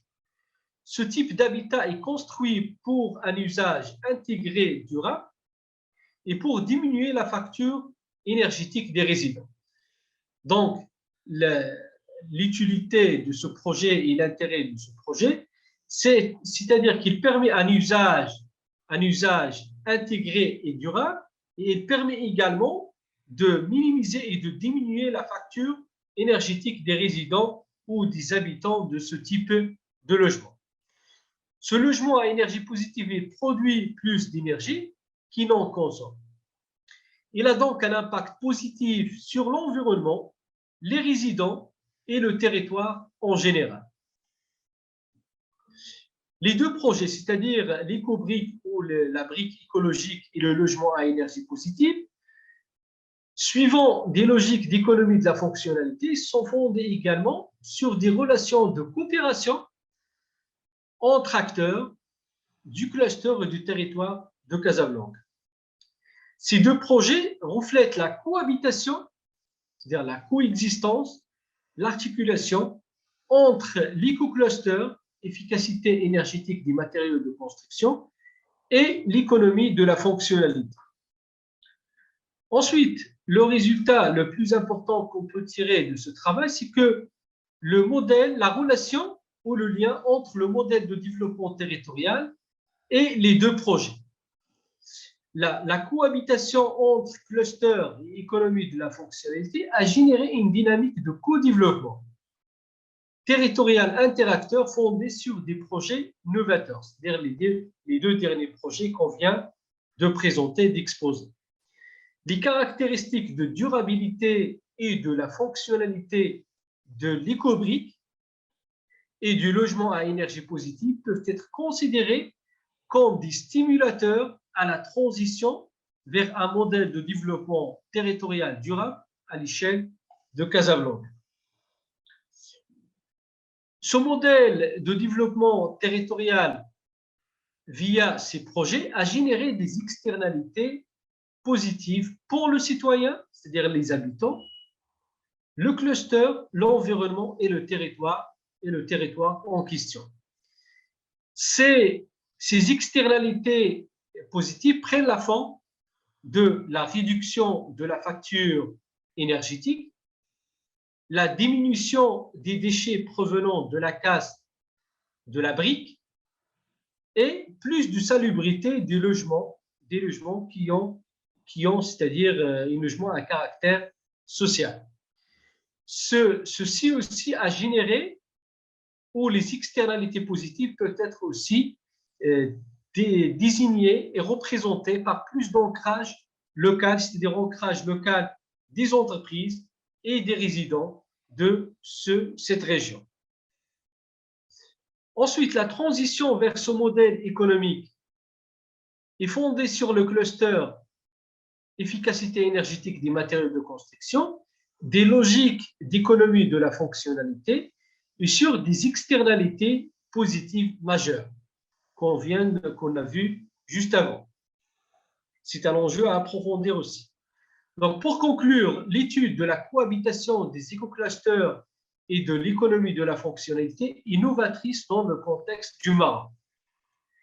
Les deux projets qu'on a vus juste avant sont fondés sur des logiques d'économie de la fonctionnalité, semblent générer des externalités positives sur les résidents, l'environnement et le territoire, et tracent donc la voie à la transition vers un modèle de développement territorial durable à l'échelle du territoire de Casablanca. Donc, cette expérience vécue par ce cluster d'efficacité énergétique et matériaux de construction doit être partagée avec d'autres territoires au Maroc, par exemple, pour éventuellement participer à l'émergence d'un modèle national de développement territorial durable fondé sur les éco-clusters et l'économie de la fonctionnalité. Merci pour votre attention. Ok, merci pour la breveté de la présentation. Alors, next presentation is private investment in decentralized energy access. Giacomo, who's starting the presentation?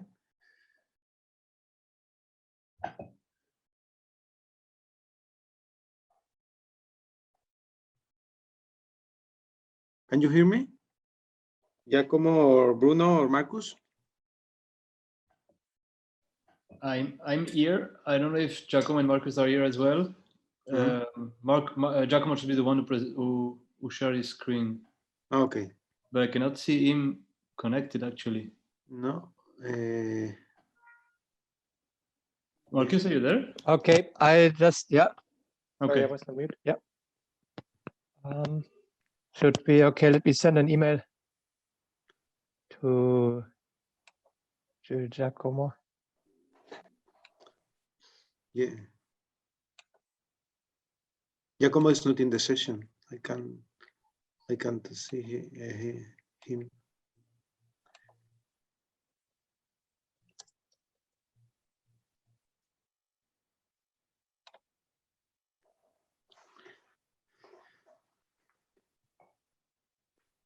Did you send your presentation? Because I can share it.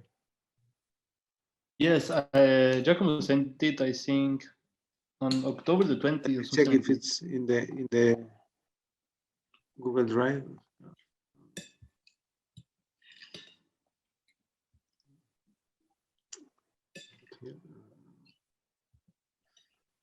Dropbox. Oh, now Giacomo is connecting. It's connecting. Okay. Yes. I can see it right now.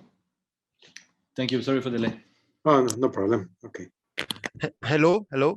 Can you hear me? I'm really afraid there was an issue with the connection. Now I'm back. Okay. I guess it's our turn to present. Problem. So I will share my screen. Oh, actually, since I rejoined, you would need please. Yes. So I'm really sorry. It was a network issue. I'm going to change your role as co-hoster. Thank you very much. Giacomo, you're here. Okay.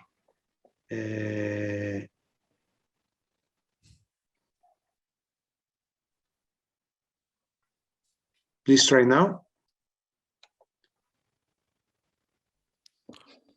Okay. Okay. You should see my screen. Tell me not yet, if you see it correctly. It says that you're sharing your screen, but now, perfect. Yes. Okay. Good. Okay. Good. So good afternoon, everyone. I'm Giacomo Falchetta, and I will present this work ongoing together with Bruno Michaud and Marcus Rotter, who are with us today here and will themselves present a bit of the presentation, and Professor Manfred Hafner, who also in this piece of research. So the title of our intervention is Private Investment in Decentralized Energy Access Towards New Financing Strategies. As you know, energy access to modern energy and to electricity is a major problem in the African continent. In fact, there are about 600 million people who today in the continent still live without electricity in their households and in their business activities. And the pandemic has been shown to have slowed progress towards this target because of slowing financing flows. In this context, distributed energy systems, meaning energy systems that provide the energy locally, such as standalone solar home systems or mini grids, have been projected to play a key role by multiple studies and modeling analysis. However, the main challenges here is the financing of these systems, because basically in areas with low electricity access, the people tend to be quite poor, the income level tend to be quite low. So basically private players have faced a low profitability and high risks with their investment. So the big question is how to channel the capital required to target these 100 of millions of households. In particular, we need to discuss the financing and the business model approaches that can be that should be adopted by private providers of energy access solutions. Just a bit of context. So basically, in our analysis, we identified 2 historical periods. A first wave of investments, which is between the 90s and the 2000s, where decentralized energy access has been mostly financed by donors and foreign development finance. However, these projects mostly have shown a high rate of negative outcomes because they were lacking a clear investment outlook, and the project financial sustainability was often not really well analyzed in the business model. A second wave of investment then emerged in the last decade, in 2010, in the last 10 years, I would say, where thanks also to international initiatives such as the Sustainable Development Goals, the challenge of energy access gained significant attention in the global debate on sustainability. And this has also boosted investment among development banks and among the private sector with the creation of many small-scale companies for solar home systems, mini grids, and so forth. However, what observed even in the recent year is insufficient, and investment has been mostly concentrated among big players, so among big corporations, and little financing could be collected by the emerging new companies. As a result, there has been somehow a mismatch between the demand for financing in the sector and the supply provided.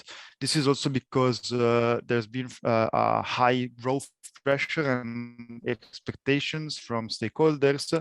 But on the other side of the spectrum, a number of issues and risks related to the effective use of these energy systems and therefore the financial viability of these companies over time.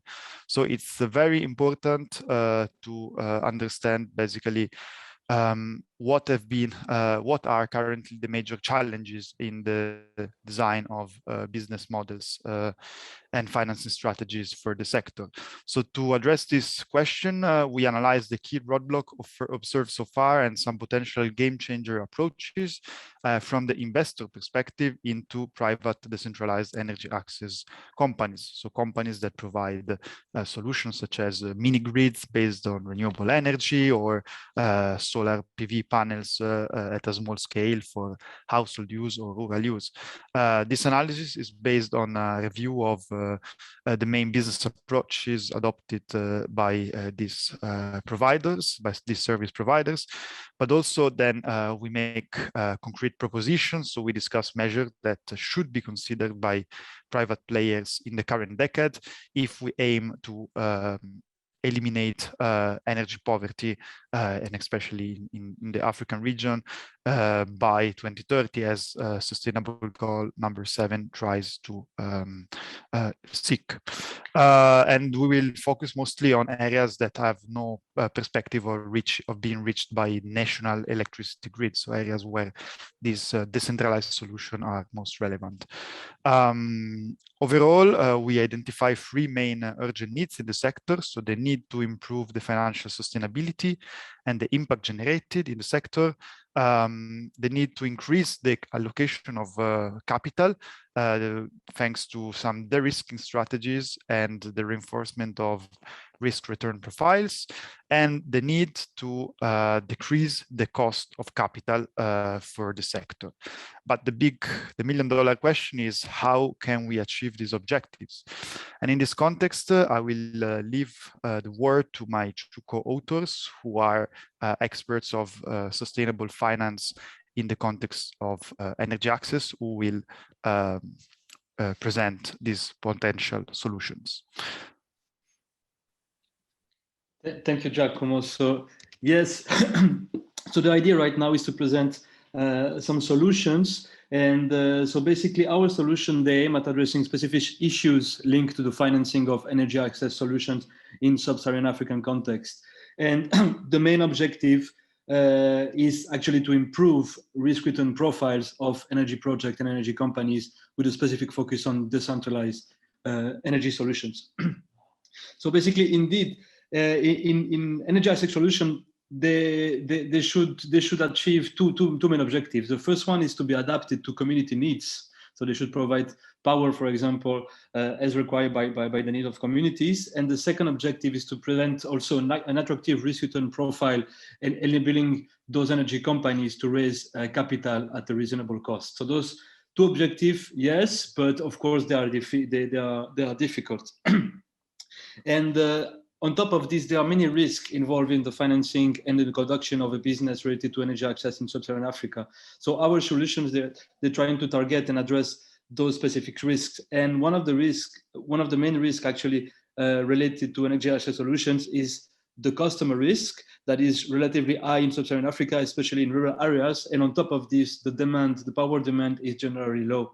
So to address this, one first opportunity we realize is to provide power not only to communities, but also to combine it with the provision of power to anchor customers. So for example, telecom towers, health centers, or public agencies, but also to small and medium businesses. So that's what we mentioned here as an ABC mini grid model. So anchor customers, businesses, and communities using mini grid to provide power. So this specific model presents different advantages. The first one is it guarantees a certain demand level, and then this demand level will enable the energy company to reach financial viability on the short, medium, and long run. The second advantage is that this ABC model also adds new revenue streams for the energy company, because on top of the revenues linked to energy consumption of communities, then you also add anchor customers and businesses. And the third big advantage is that potentially it may also help achieve affordable prices for local community, thanks to economies of scale mainly.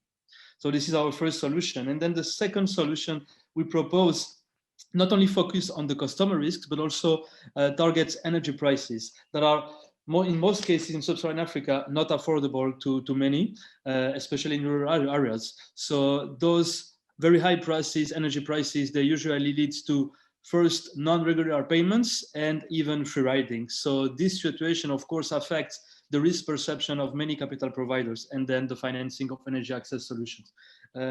So one other opportunity is to combine the provision of power for our basic needs with the provision of power for income generating activities, for example, handcrafting, barbershops, online jobs, or also agricultural activities. So basically, once again, here, the objective is to increase the energy demand and to reinforce the ability of customers to cover their energy-related needs. So this combination will also allow cross-subsidization, especially in the case of energy development agriculture nexus. And so on top of this, also thanks to new technologies such as smart meters or internet platforms, so those technologies, they can also facilitate not only the access, but also the payment of energy-related expenses. So this is our second solution. And then our third solution, once again, is linked to the risk perception of potential investor. And so here, the objective of the third solution is to use securitization to separate certain risks linked to the originator, in this case, the energy company. So the idea of securitization is to pool the unpaid portion of sales contracts and as well as the underlying cash flows, and to sell them as a security. So here, thanks to securitization, so investors, they should mainly focus on the energy assets and what is directly linked to those assets, such as, for example, the payment collection system of the energy company, the customer services, the default rates, or the quality of the underlying assets. So, and in this case, we can separate those specific risks linked to the asset to other risks, for example, like business development risks, for example. So therefore, securitization may increase the ability of energy access companies in sub-Saharan Africa to raise capital at an affordable cost, as it allows to decrease the risk perception for potential investors. However, it's not that easy because there are currently some barriers that may decrease the use of securitization in sub-Saharan Africa. In this specific presentation, we wanted to highlight three of them. So the first one is the high cost and high transaction and legal costs linked to securitization. The second one is also the fact that in sub-Saharan Africa, capital markets are usually underdeveloped. So actually this prevents the selling and buying of tradable asset-backed securities. And last but not least, there is also a limitation of asset isolation in the sense that the originator is still strongly linked to the asset and the underlying cash flows. Thanks, and I will leave the floor to Marcus for the last three solutions. Is 3 minutes, please? Yes. Okay. So as Bruno pointed out, the best way to unleash necessary private capital through this high growth sector of PAYGO is indeed to use assets in order to back up the loans. So rather than approaching a bank, as many African entrepreneurs have had the experience approaching a bank and then having the bank ask for your house as a collateral. Now you will actually give your account receivables as a security in order to back up that loan, and that will really open up this sector for non-specialized financiers. How do you go about securitization? Well, the best or cleanest way to do it is really ring fencing of the receivables, meaning you really you set up an asset co, a different company under which all the different unpaid customer contracts are pooled. So this is in my experience as an advisor for entrepreneurs in Africa, this is a very dreaded process because it's a very legal heavy and expensive process. However, it is still something that is required, especially for later stage companies. We think of Mkopa, Bbox, Azuri, these type of companies. We have, however, also found in some case studies for smaller, earlier stage companies, it is possible to do this without legal ring fencing, but using technology, cloud-based software like Hyperport to track revenues of your receivables. And that is actually does satisfy a lot of financiers as well. FMO has started to use this already widely. This, if you look at solution number 5, if this also enables a bigger role for local financiers and domestic banks to play a role, which so far they haven't really played in the sector. I think this is probably a very decisive moment really for African finance to financiers and entrepreneurs to take part of the financing of African infrastructure. Now, especially in the post-pandemic, well, there's a great opportunity. Banks are really using this opportunity to increase productivity. So this is a decisive moment, and thanks to the securitization, there will also be a bigger role for financiers. So the last slide, if I sum up again, the financing of off-grid, that we start from the financing of off-grid in sub-Saharan Africa is very different now to what it was like 20 years ago. Now we have viable business models that are attractive for international and also increasingly for domestic investors. We focused on mini grids, anchor customers and income generation. We focused on pay-go, receivable finance and de-risking of assets.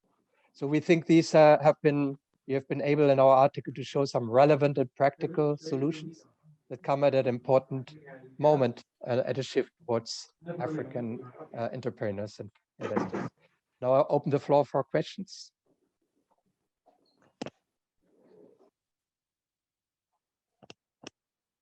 Okay. Okay, have you finished? Yes. Ah, sorry. Okay, thanks. Sorry. Okay.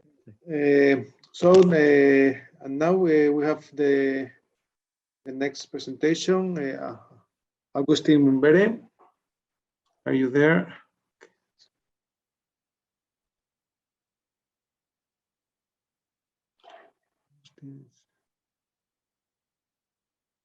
He was in the session before. Oh.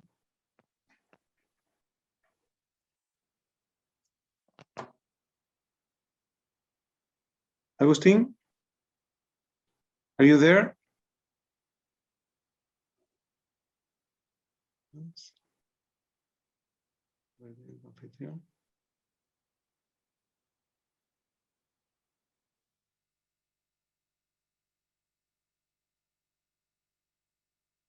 Agustin?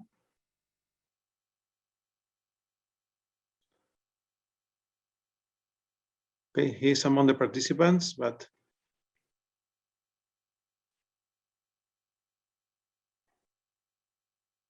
can you hear me, Agustin?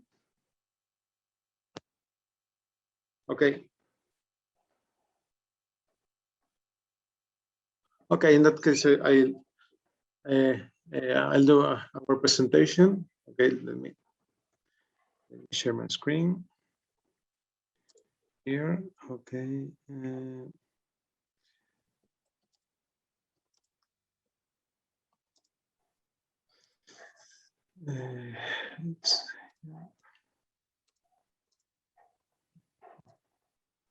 Sorry, because let's see.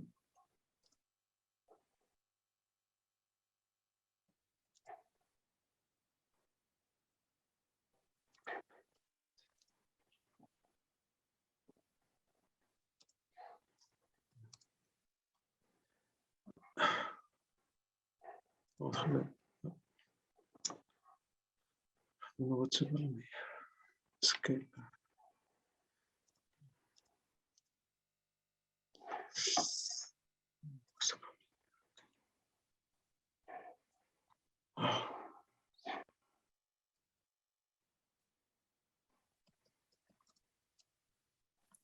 Se veía la presentación antes, Luis. ¿Se veía?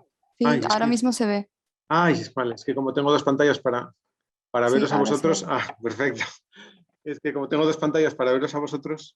Okay. Sorry, because I have two screens and just to see participants and presentations. So let me share the screen. Okay. No, it's okay. No, I think. Yes, it's okay.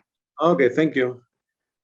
Okay, the title of the communication we are presenting is the situation and challenges of sustainability in Africa, based on a classification of countries according to the Sustainable Development goals and with cluster analysis, and the communication is presented by with Andoni Lopez, that is in the session, I think, and it's based in his master dissertation, the master dissertation he did under my supervision. So this is the outline of the presentation. It has 9 sections. I will go through the first 4 quickly to focus on sections 5 to 7, as they are the most relevant, is the most relevant content of the analysis and the original contribution. Okay, why the first question is, why is so important to analyze the development of Africa? First of all, the importance of Africa in terms of development and of course of sustainable development must be highlighted because Africa has practically been the lowest continent in the process of world growth and development in recent decades, with little progress and even deterioration of social and economic situations in some countries. And added to this situation, Africa has a great challenge for the future due to the increase of population that it will have in the next decades, in the coming decades, according to the United Nations forecast. And for this reason, it's important to analyze the situation of development in this continent.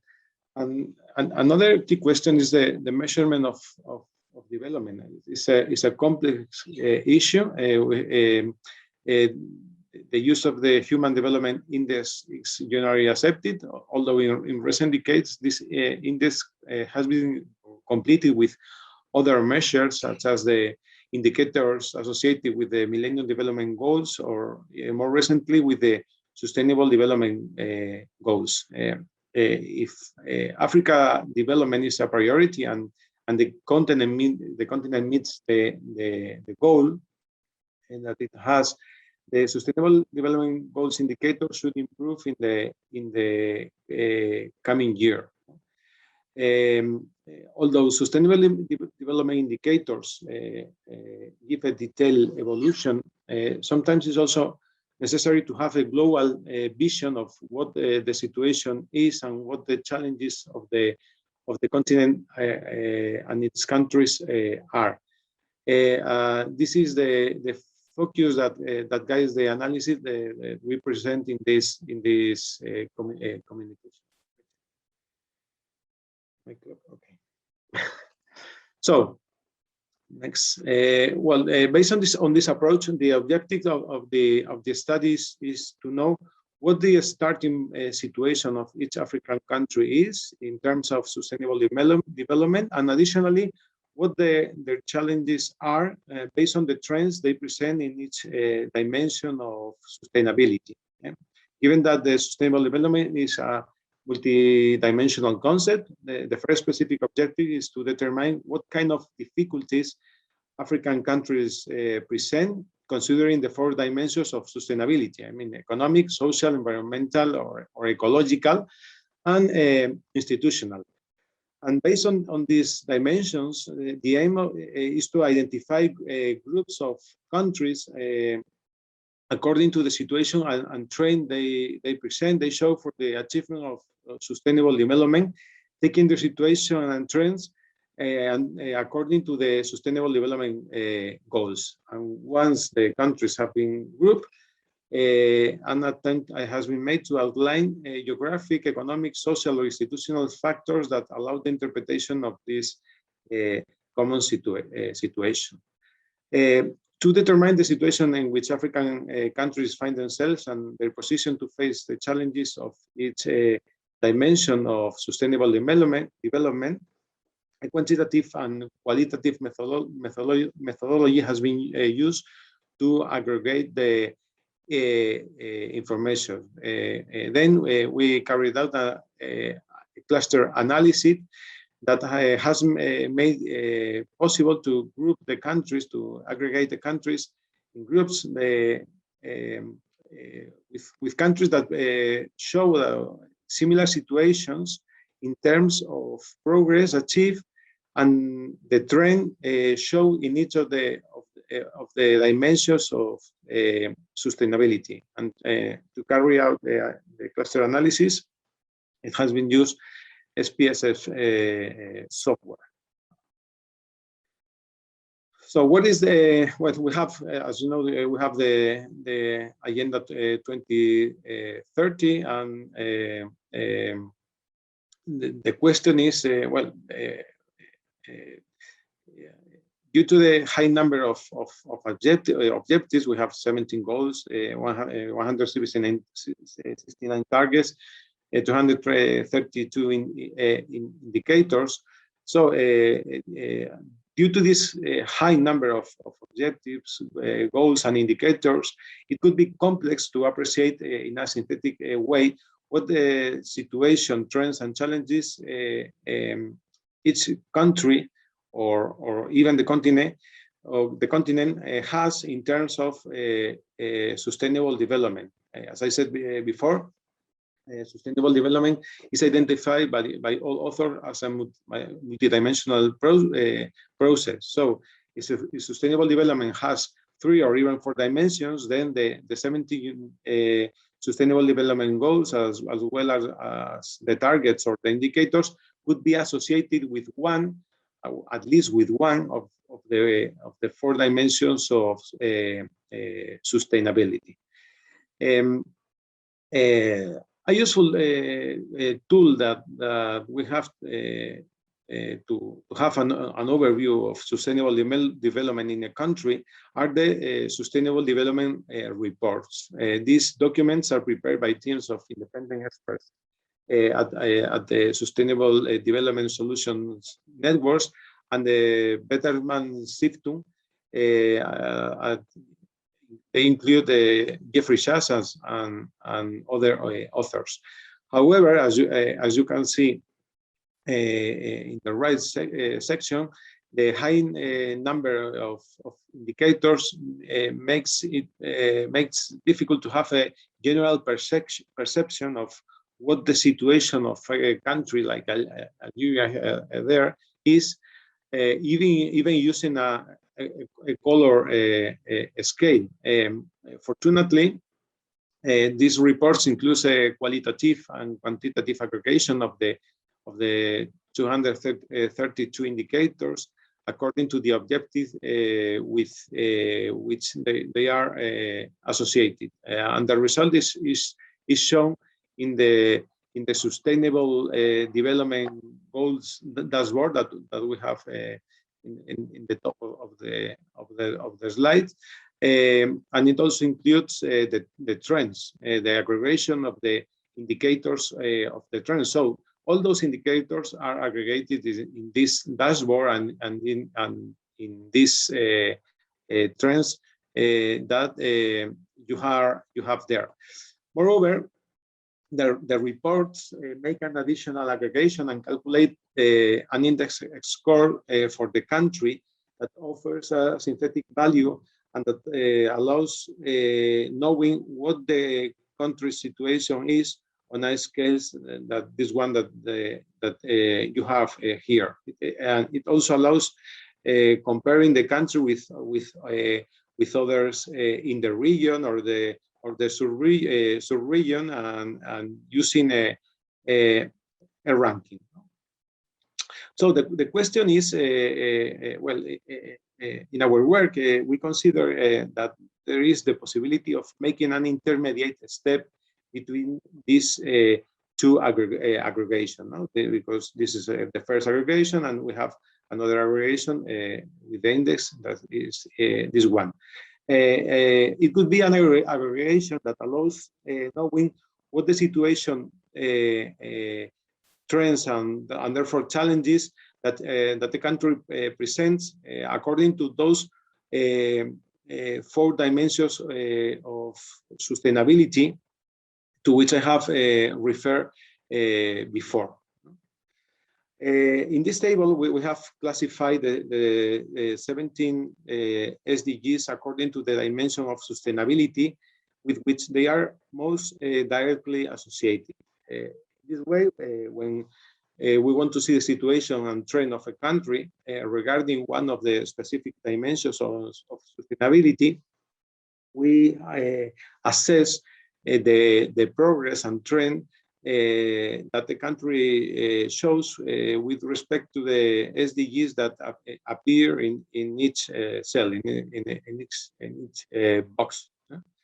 And for the aggregation, we take the information of each sustainable development goals that we have here, the 17 from the dashboard. And I would like to remind that the qualitative valuation of each sustainable development goal is the result of the aggregation of the qualitative valuation of the indicators associated to each goal.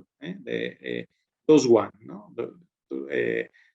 With those colors that we have here.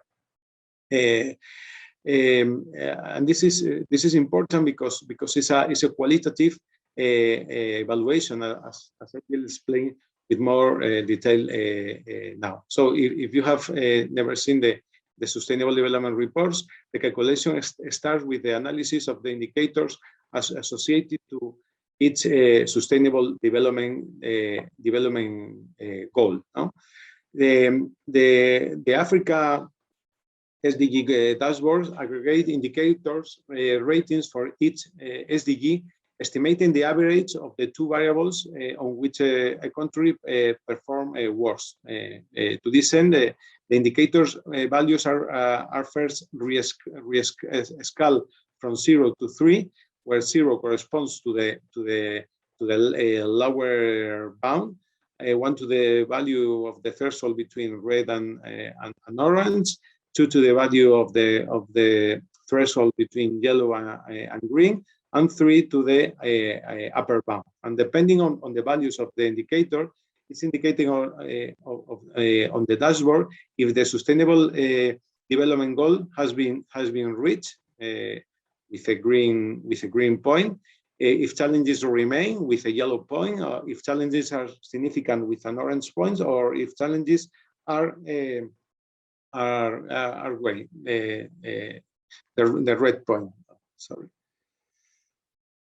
So we have this scale. This trend with the trend with respect to the sustainable development goals is also calculated. So there are situations on track or moderately improving or stagnating or decreasing. No, depending of the colors. No, and to carry out the second aggregation of the information from the dashboard and add the 17 sustainable development goals in each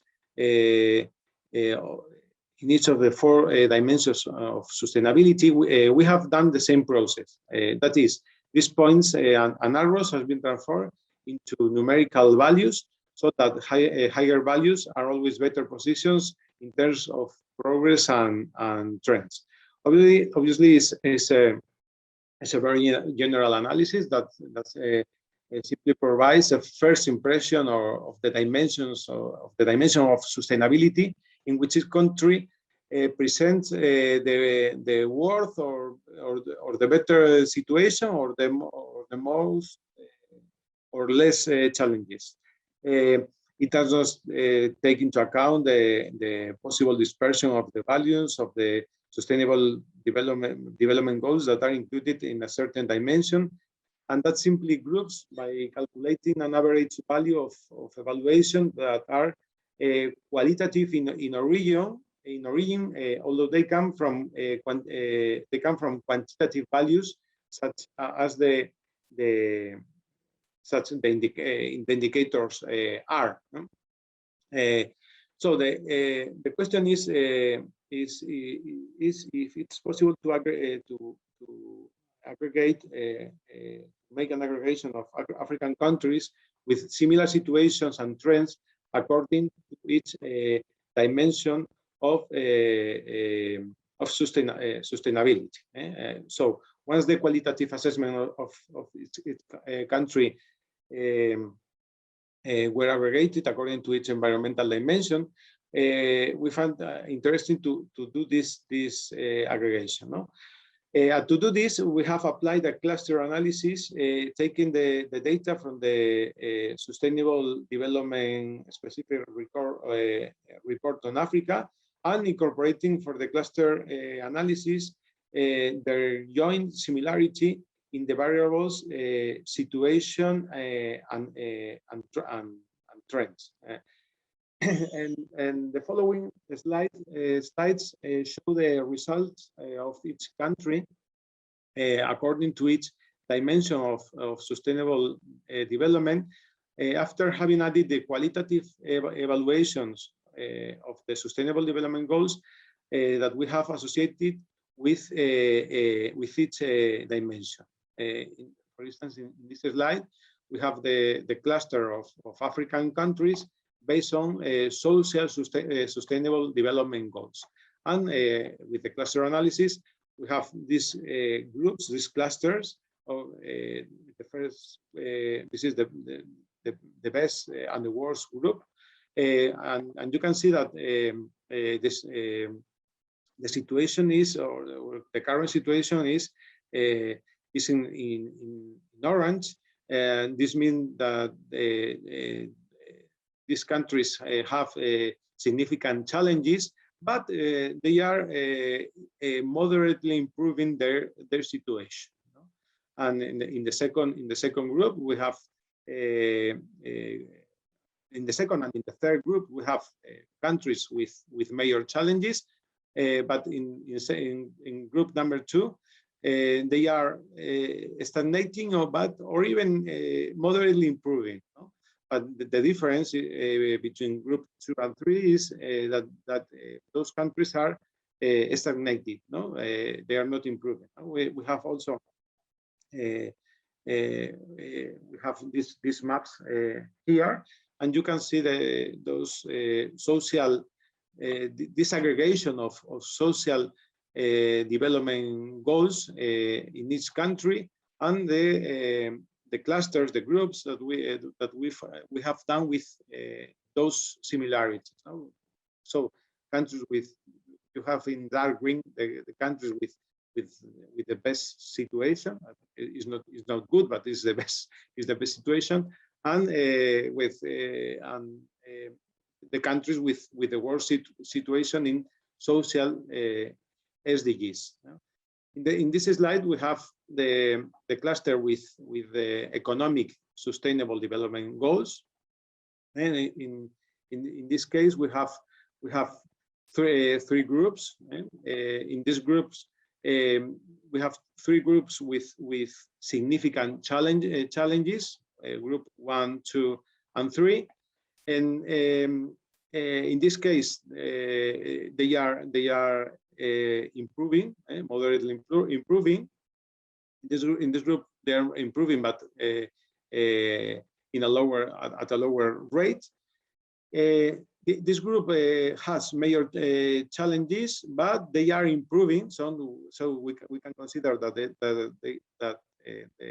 their situation is better than the situation of group number 4, where they have significant challenges, but they are completely stagnated. And here we have the map with the analysis. So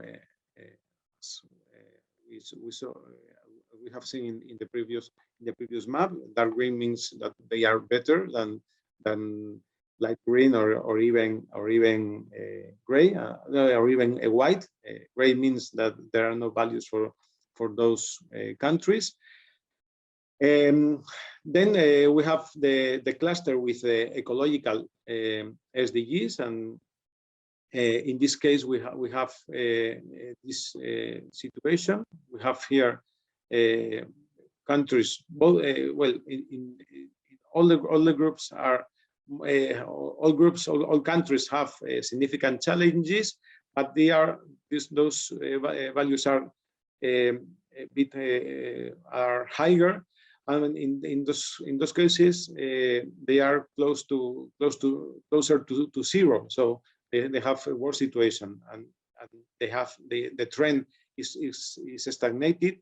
And here we are having a moderate improvements in their situation through the years. And we have the map here, as you can see, the countries with the best situation, with all countries with better situation are in Central Africa, especially.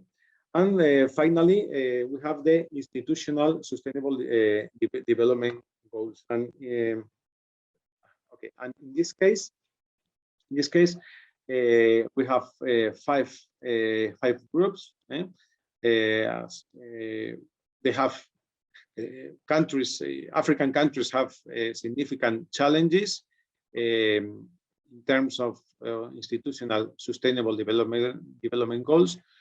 So some countries are improving their situation. Here we have stagnated countries, but there are countries like Cameroon and Niger and Uganda that are decreasing or are getting worse through the time. And we have the map here with the situation of Africa. We have also done an analysis with by regions with the situation of North African countries, Western African countries, Eastern African countries, Central African countries, and Southern African countries, and another.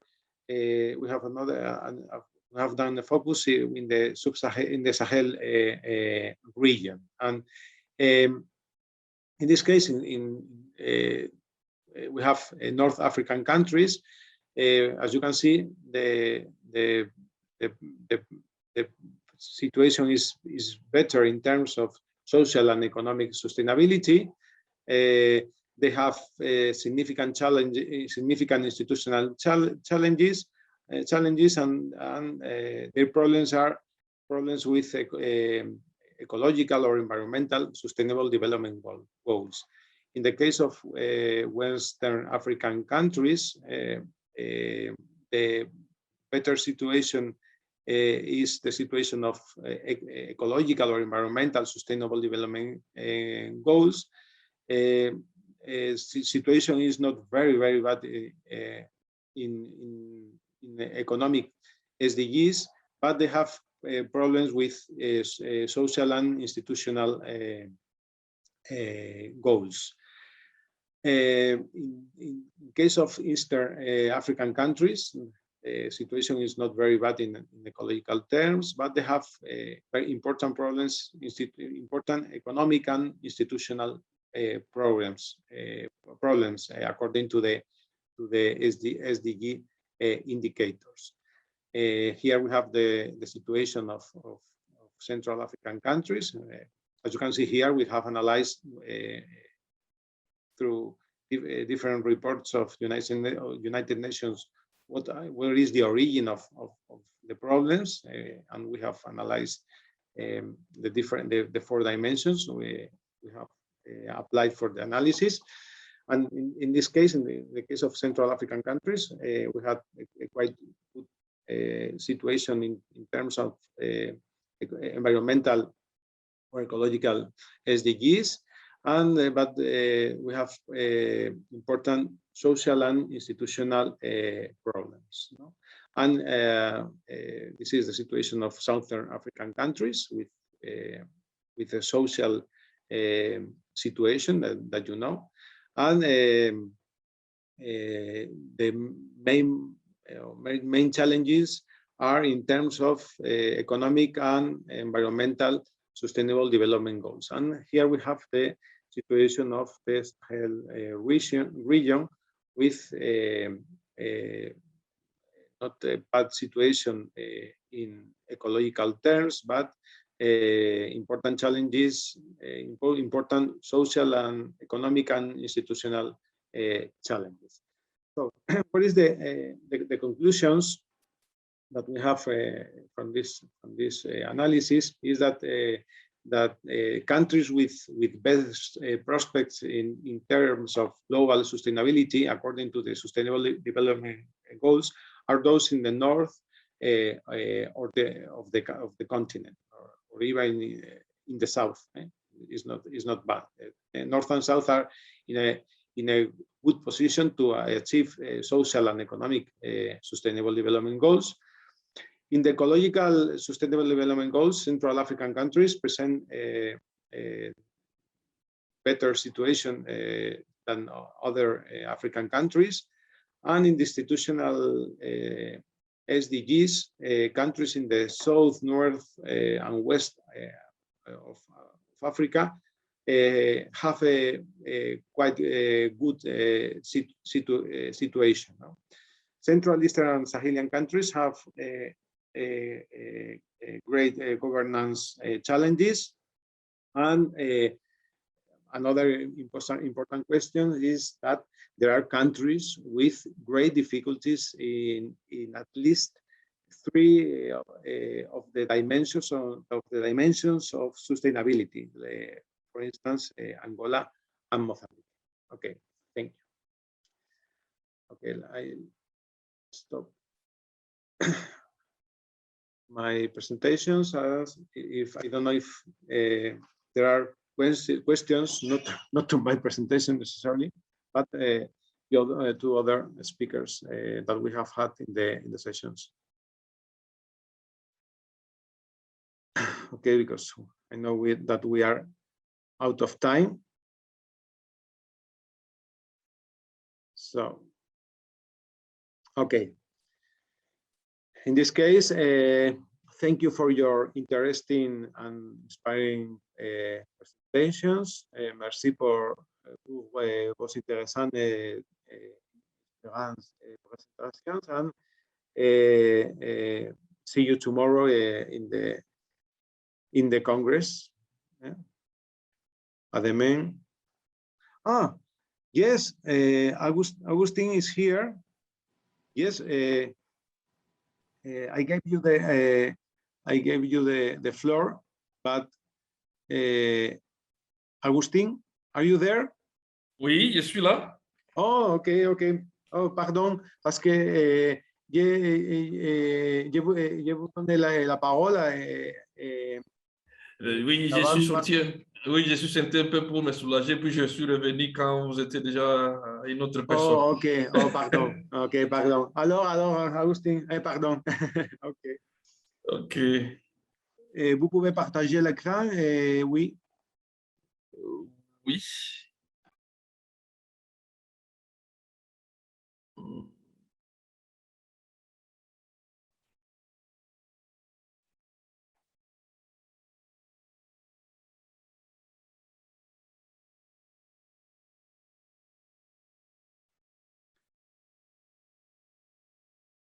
Voilà, merci.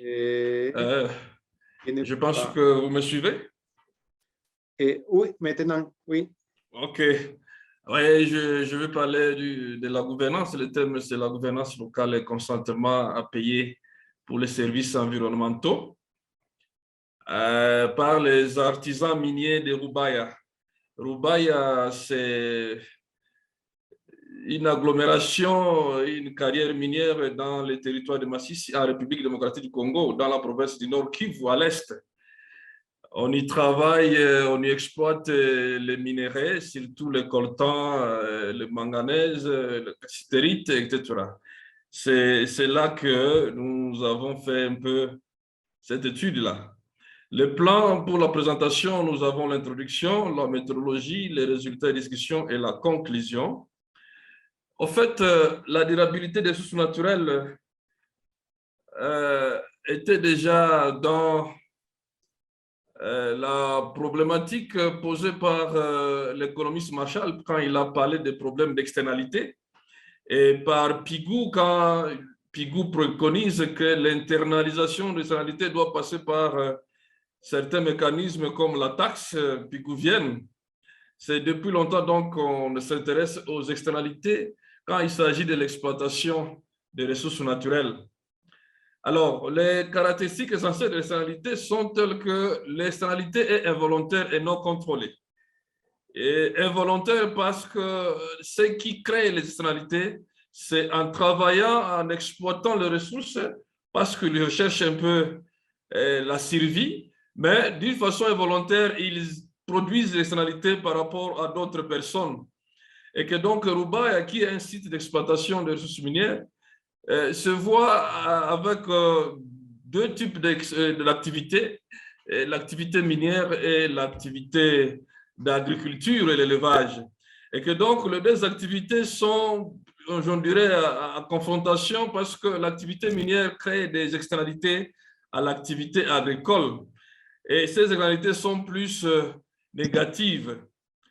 Et quand nous avons des problèmes d'externalité, Aro montre que les problèmes d'externalité sont plus liés aux institutions. Et que donc la résolution de ce problème-là doit être faite dans le cadre des institutions parce que les marchés ne sont pas vraiment parfaits. Il y a des défaillances de marché quand il s'agit des ressources naturelles. Et pour résoudre le problème des externalités, les premiers précurseurs de la théorie des droits de propriété pensaient que plutôt les institutions de droits de propriété pouvaient bien sûr être les mécanismes qui permettent aux agents économiques d'internaliser les externalités parce qu'avec le droit de propriété, on pouvait bien gérer ces externalités tant positives que négatives. Mais quand il s'agit des ressources naturelles avec les caractéristiques qui sont un peu différentes, ces droits de propriété paraissent être incomplets parce que la non-rivalité, la non-exclusion, les coûts de ces caractéristiques-là sont énormes. Et là, ça pose problème pour que les seuls droits de propriété puissent permettre l'internalisation des externalités. C'est pourquoi, face à cette difficulté, des mécanismes alternatifs aux droits de propriété ont été mis en place. Et là, Pigou avait déjà préconisé la taxe pigouvienne dans la logique du pollueur-payeur. C'est lui qui pollue paye la taxe pour tenir compte des externalités. Mais de la taxe de Pigou, on est arrivé à d'autres mécanismes aujourd'hui d'internalisation des externalités qui sont soit les incitations économiques, des incitations volontaires, la régulation de paiement pour services environnementaux.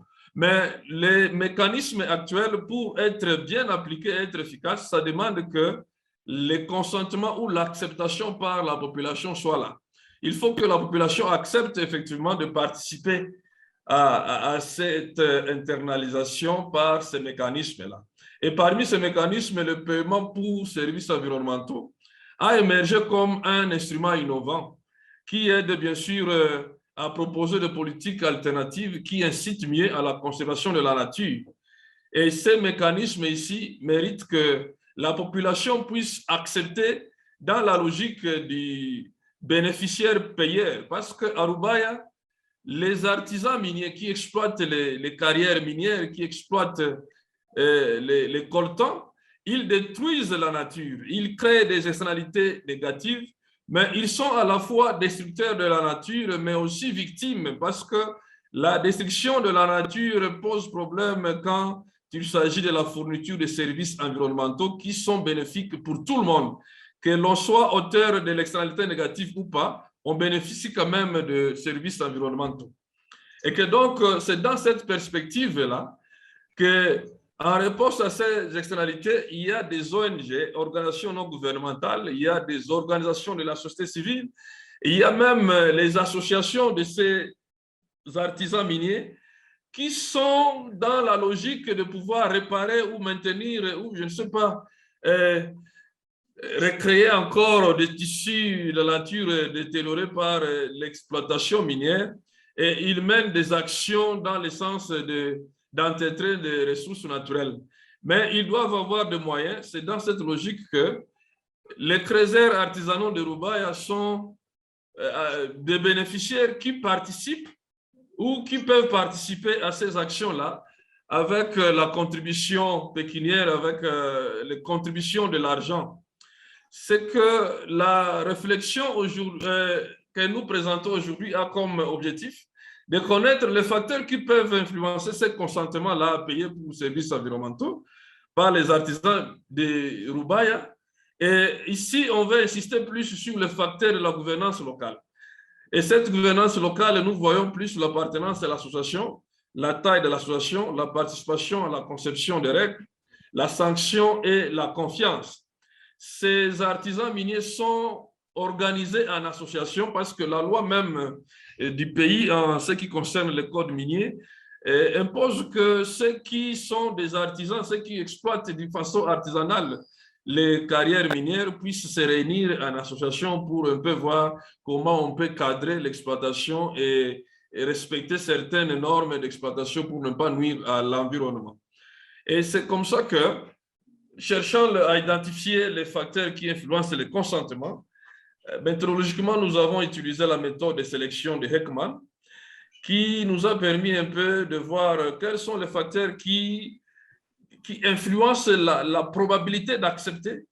Et une fois on a la probabilité d'accepter qui est influencée, il y a aussi la déclaration du montant qu'ils sont prêts à payer.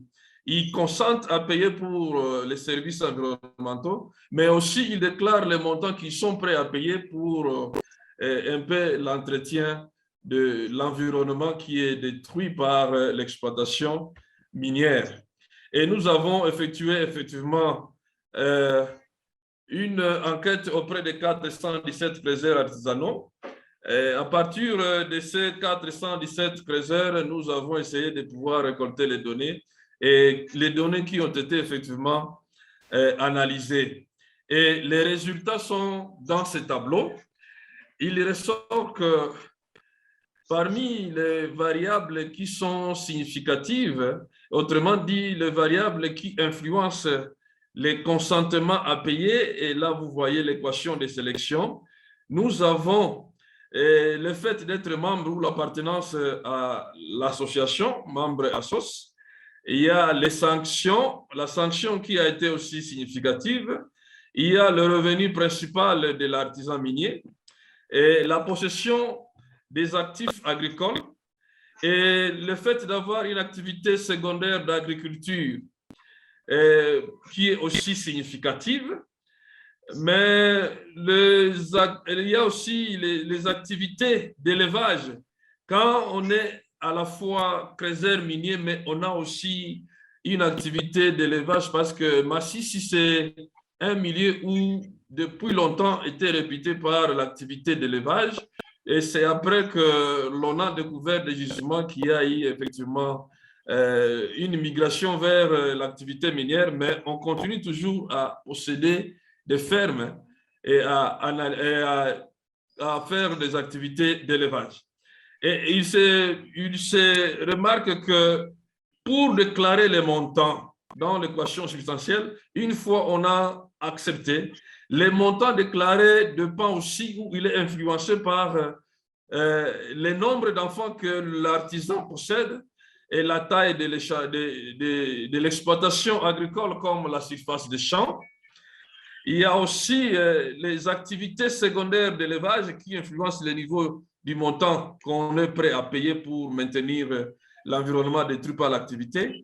Et bien sûr, la confiance envers les autres membres de l'association, envers les autres membres artisans miniers, envers les personnes qui doivent garder l'argent qui est collecté dans le sens d'aller entretenir un peu l'environnement.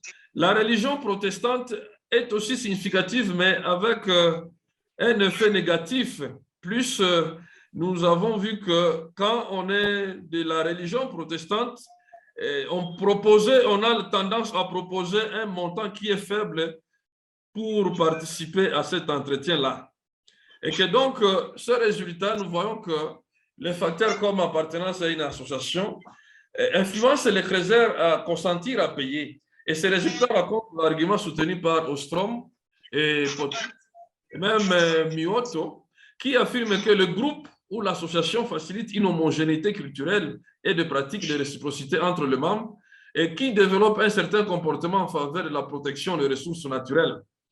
La possession des actifs agricoles suscite chez l'individu aussi la nécessité de pouvoir garder des actifs productifs, et cependant de longue durée. Ceux qui possèdent des actifs agricoles comme les champs, comme les fermes, comme tout autre actif agricole, ils ont tendance à protéger leurs actifs agricoles et pour cela, ils participent ou ils sont prêts à participer à l'entretien.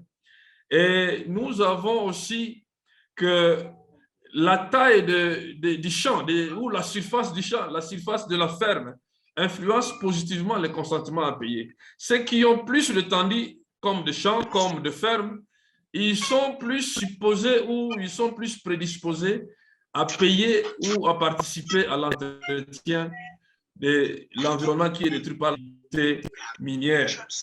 L'activité comme auxiliaire de l'élevage influence aussi le consentement à payer.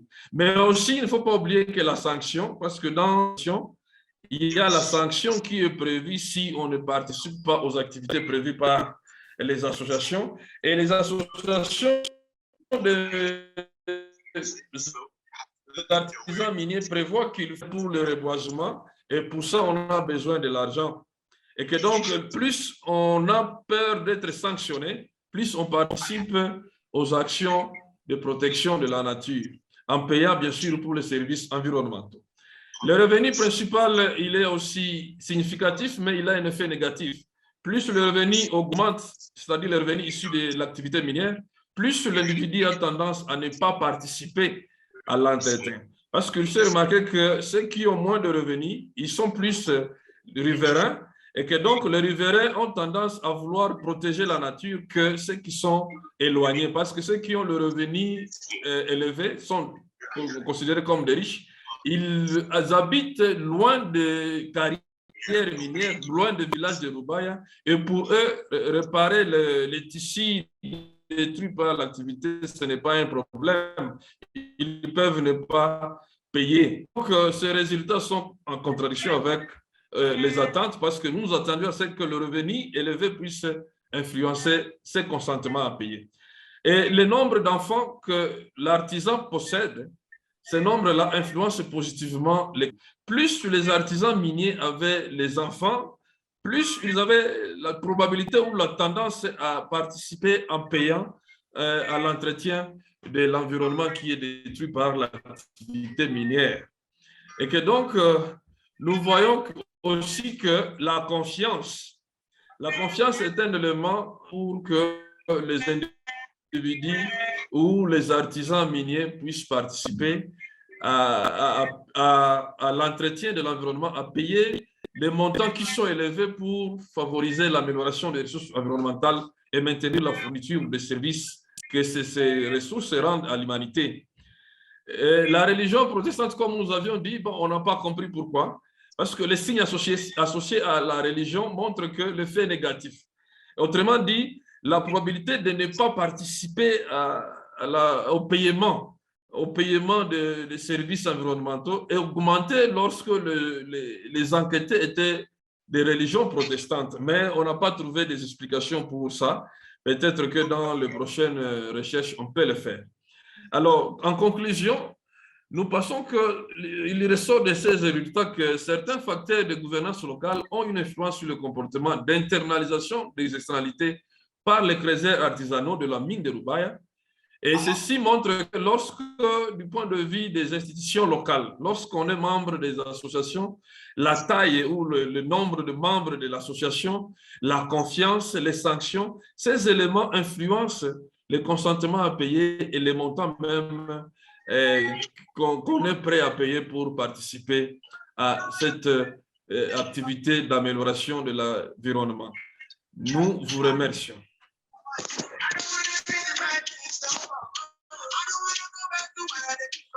Merci.